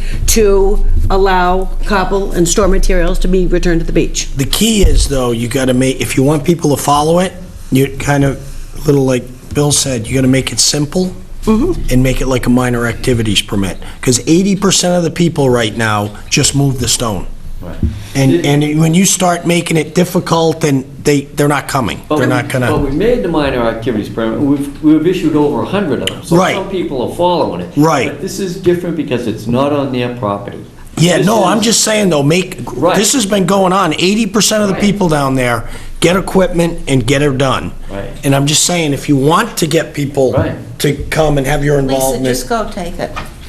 And Also- that's the problem down there. Then they come to what, they rat everybody out, we have to get involved. Okay. Let's set up a process that's But- simple, but they have to follow a Right. process. Yeah. You can't just go clearing someone else's stones, bringing it onto your lot without some kind of. So let Look, it really doesn't have to be that difficult. If you have permission from the person that the stones are on, and you have permission how to get to the beach, and you have Right. permission from where it's gonna be dropped, there's your signature, 1, 2, and 3. This one signs off on this, signs off on this, and then it's a matter of, I'm being very serious. I will sit there, go over, and I think it shouldn't be a minor activity permit. I think we should give it a name specifically for taking cobble and store materials, returning it to the beach. Give it that specific name, and I'll be happy to meet, and we want to list who the operator is, and so that they understand that they are assuming responsibility as well as the other people that sign, which then makes them a little more leery of doing what they think they want to do versus what they've been authorized. And then I'll... Big job, though, that's a big job. I absolutely can't take that on, so. I will. I'll oversee it. Because first of all, one of the right of entries is next to my property and the Warrens, which we gave permission to DPW 2 years ago. But that, most people are gonna wanna keep it for the front of their own place. Most people do, yeah. But there's a tremendous amount of people, Pat, that do not have access. There's 2 access points between 242 and 10 Cliff Road South. There's only 2 places. The one at the bottom of Fourth Cliff is not available at this time. Wires are hanging down. Jay Gary said he's been asking 3 years to the town to have the cable moved up, so you can't go this way. And the homeowner at 10 Cliff Road South has it stockpiled high where you can't drive up. So there would be a permission needed there. Like, And right- we want right- the material to go in front of the people's houses or go north, never going south, because it migrates south, so you always want to put it north. Well, what about someone south of you who wants? Yeah, don't say always, because we've had winters where sections scour and the pilings are almost fully exposed, and if you get that situation, whether you're north or south, you're gonna put some fill and cobble there we're not to gonna- bring it back up. I think that we need to write down what you think are the necessary steps, run it by Pat. I mean, I Okay. know you want to get it done soon, but It has to, there's so many properties now that have footings exposed due to the rough surf. All right, And well, when let's put footings something fail, together. Seawalls fall. let's put something together. Yeah, okay, I'll write it up. We have minor activity permit, but we don't let anybody go on the The be- inland side of Central. That's been the rule, so now we're changing that, so we have to be careful. We can't just say, go to it. It'll be a horror show on that. Well, the way it is right now, people are going to it, they're just doing what they want. So you're trying to make a process where you have a handle on it, and it makes it, you make it easy so they will Right. participate. We're also the middle people with the state. The state gets called, they say, we're not doing our job if it's the Wild West down there. So if we do have a process that people, I mean, the minor activities thing is people are following that somewhat, so. Well, We're let's- expanding it to take high spots on the other side of the street. We don't want people driving on the marsh, raking it off. Right. Because then. That is a problem. I mean, you give people the liberty to do something and you say, this is it, but then before you know it, it's like, geez, I'm here and I got the machine. I'll make 2 parking spots while I'm clearing my dock off, you know? No, it's- The other thing is, especially on the riverside, it's not all cobble. I mean, there's broken asphalt from Yeah, the street, yeah. there's Concrete, yeah. stuff that frankly, the town has left there and has never come back to get. So it I does mean, there are complicate it some somewhat. spots down past, definitely, there's big high piles there. Someone could use that. I mean, you could use that. Someone could come in, take it, but who owns the lot? They would have to say, okay, who's doing the work? They're not gonna scrape everything, and then who wants it? Well, I have a question. We don't have to ask permission to dump it on the lot? You have to ask permission to remove it? That doesn't make any sense. We're not involved in either of those, though. I mean, we don't dump it. But we are, because when they cut that, when they cut those paper streets for drainage, they dumped it there. So when They should have put it back on the beach. We had a whole NOI on cleaning up Humrock, right? Right. And we had several hearings, and we went through Yeah. this whole process to hopefully get this sorted out so that it wasn't a problem, and we complied with DEP, because Right. technically, we were doing a lot of earthwork Right, that was not permitted. right. So we did all those NOIs, Right. or that NOI in the hearings, right? So how come we don't have this resolved in that? But that's the town piece of it. Lisa's talking about private citizens and private contractors. But even the town piece, all that, nothing's changed. They clear the road and dump it. That's what I'm saying, but we talked about all that and where the material was gonna go and how it was gonna be handled. So this is the town clearing the road in a state of emergency, which we agree has to be done. Material goes left and right. Right. And then after that, people want to have it cleaned up. They want to be able to get back in their driveways, whatever.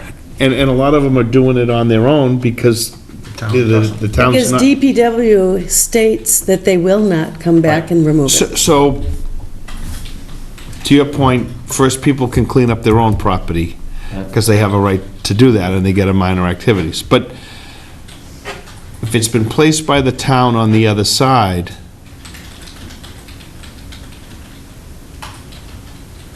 there's just got to be a simpler way to get that material. You don't leave it there on the side of the road. I understand, Lisa. I'm trying Because to figure out There was a couple where the ambulance could not get into their driveway because the husband was left behind. She went to come home. The whole driveway was filled up. She parks the car on the side of the road, climbs over a 15-foot bank, only to find out he needed some services.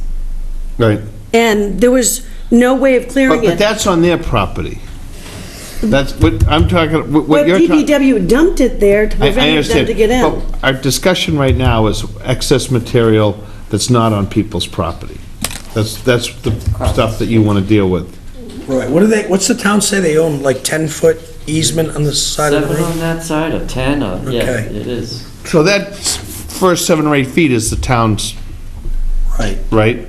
Although sometimes people's lawns are, I mean... they Yeah, may not but- own Right, but doesn't still, matter. it's It still the ownership of the belongs to town. property, there's an easement. However, we're supposed to enforce, we don't allow residents or homeowners to block the natural path of water. And that should apply to everyone. You can't dump, But we beat that horse when We we... keep beating this, but but it's, nobody's doing it, nobody's listening. But I think this order was meant to change every year as we noticed things weren't working. Last year, they put the cuts out of the marsh, that helped the flooding. They did some cuts on the people's side of the street, that helped a little.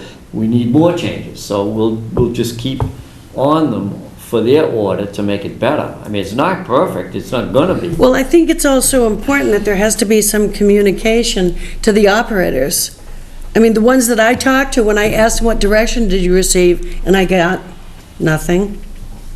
I said, did anybody give you like a geographical point or coordinates for the cutting? No. Well, what are you supposed to do? Well, wherever I want to. Yeah, some things are more difficult. yeah, let's get back on the agenda, I mean, because we but- could talk about this till 3 AM. All right, so to get to the point that we were talking about, we started on this, was how to deal with these, with the excess material and how to get it On the river back side. onto the beach. And if someone had permission from the person that the materials piled on their property or in front of their home, what is to prevent them from going and getting that and then taking it back to the other side? This is loose, this is material, this isn't virgin material, this is material that's been moved and stockpiled. So what is the, You what have a is? start and end place. It is removed from this location. I understand, I understand. This is not material that just Mother Nature dropped it. This is material that got picked up off the road, moved to a pile, and is now sitting there. That's what you're talking about. It's massive amounts. But it's. Yes, correct. Right? It's been dumped there. It's But been plowed there. you're talking about the other side of the street, you're talking about That's the right. marsh side. Yeah. But it's material that, we're not talking about material that's washed out into the marsh. We're talking about the material that the town took out of the road and piled up. Yes. Right. It's more than that. What do you mean it's more than that? People actually drive onto the marsh and keep dumping the piles to the point where they're 15 feet high. and But then- it's, but my point is, it's material that was moved there by a machine to open up the road. Not only. People are plowing out their driveways, and they'll dump it All over right, but there it's- too, yeah. But it's still just material that's been deposited by a machine, not. Correct. Not by the storm. Right. So the question is, can that material be taken and put back in front of the houses, is your point? And you're saying that people want to do it privately? No, people would prefer the town to do it. I understand that, but I'm not going to argue about that. What we're talking about is how do people get to that point where they can get that material if they want it?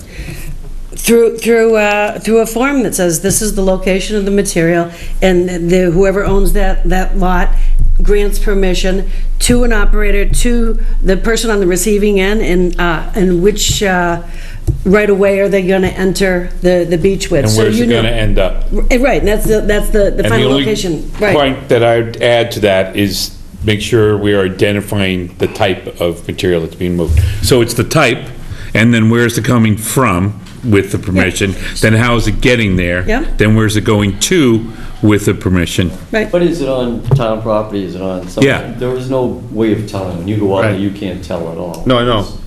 You know, could be anybody's. You know, you're driving on an area and you're raking up rocks, you'll be shooting each other. You just say, yeah, go do it.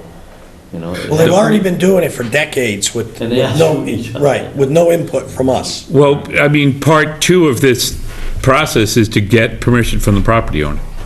So we're not sanctioning cowboy activity. What we're saying is you need to identify the type of material, you have to get permission from the property owner, you have to let us know who and how it's being transported, you have to get permission of the property owner to where the placement is going to go. Yeah. So There all aren't of that those many steps. property owners actually on that side of the street. There aren't that many. We could get, you know, probably a list. And then if you took it from someone who agreed or the town's pile, it wouldn't really matter. Yep. And there's several residents that own the river lot and a beach lot. And so it would just be transferring from the river to the beach with the same owner. Which I don't know why they can't do that now. Because we told them they couldn't. On the marsh side of the street, there was, DEP said, you know, don't get on the marsh. And then Rebecca said, the wash there, you can't take it off. If it gets I understand if a wash there, but I'm talking about material that's just been. Right, handled. And all we're thinking about is we're trying to figure out a way to do that without creating chaos.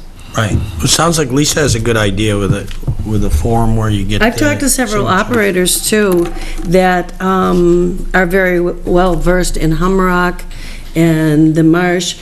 And the bottom line's gonna be, once that weight of that cobble and stone comes off, that grass is gonna come back. Because I had told you, I cut a 4-foot square digging it out with a shovel to see what would happen. And the minute that weight came off, bang. I mean, it just wants to grow. The Rosa rugosa came back, the grass was coming through. So I mean, the damage is being done by the stone. I mean, filling in the bivalves, the mollusks are all dead under the weight of the cobble. Yeah, I think we'd get a different answer from DEP and coastal zone. I think they'd say cobble's covering it, that's gonna But you be know what, this bad. is our call. Not that part. It's a migrating beach, and part of it's gonna cover a mark. It's a highly developed barrier beach where the state has no definition for, because it's not a barrier beach like Duxbury, which doesn't have a single inhabitant with 2 legs. Right. I mean, and there's Right, no... and like Frank said, here's the big thing. that We've had this discussion 100 times, but... Do you think it could get done from dawn till dusk? Can't you give us easier No. regulations? It'd be done in a week. They say no. I think if you can do it in the cloak of darkness, you'll be fine. Oh, I misunderstood what you were saying. All right. That would be easier. On Saturday, take what you want. Take it or leave it. Free cobble. We're on television, we're on television. All right, okay. We'll Do you want me to draft it up? Yeah, put something together like what we just discussed with the property and the The other place. thing and that might be easier too is there are 3 operators that are very familiar with doing a lot of clearing. And if we could just set up these 3 guys, then they could kind of give like a price point of what it's gonna cost. Are they gonna charge, if they have to do 15 minutes work, this is what they'll be charging. Yeah, if we the could meet with them individuals. ahead of time and, Yeah. Just so people- tell them the parameters that we need to work within. Right.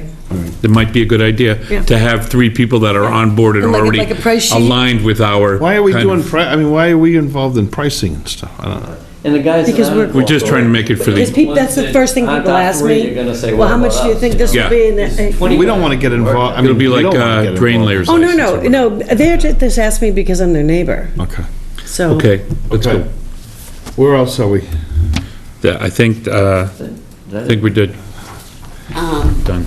It's not moving anymore. Wait a minute, just... The horse is dead. Make a motion to adjourn. Second. Third, yes. All in favor? Aye.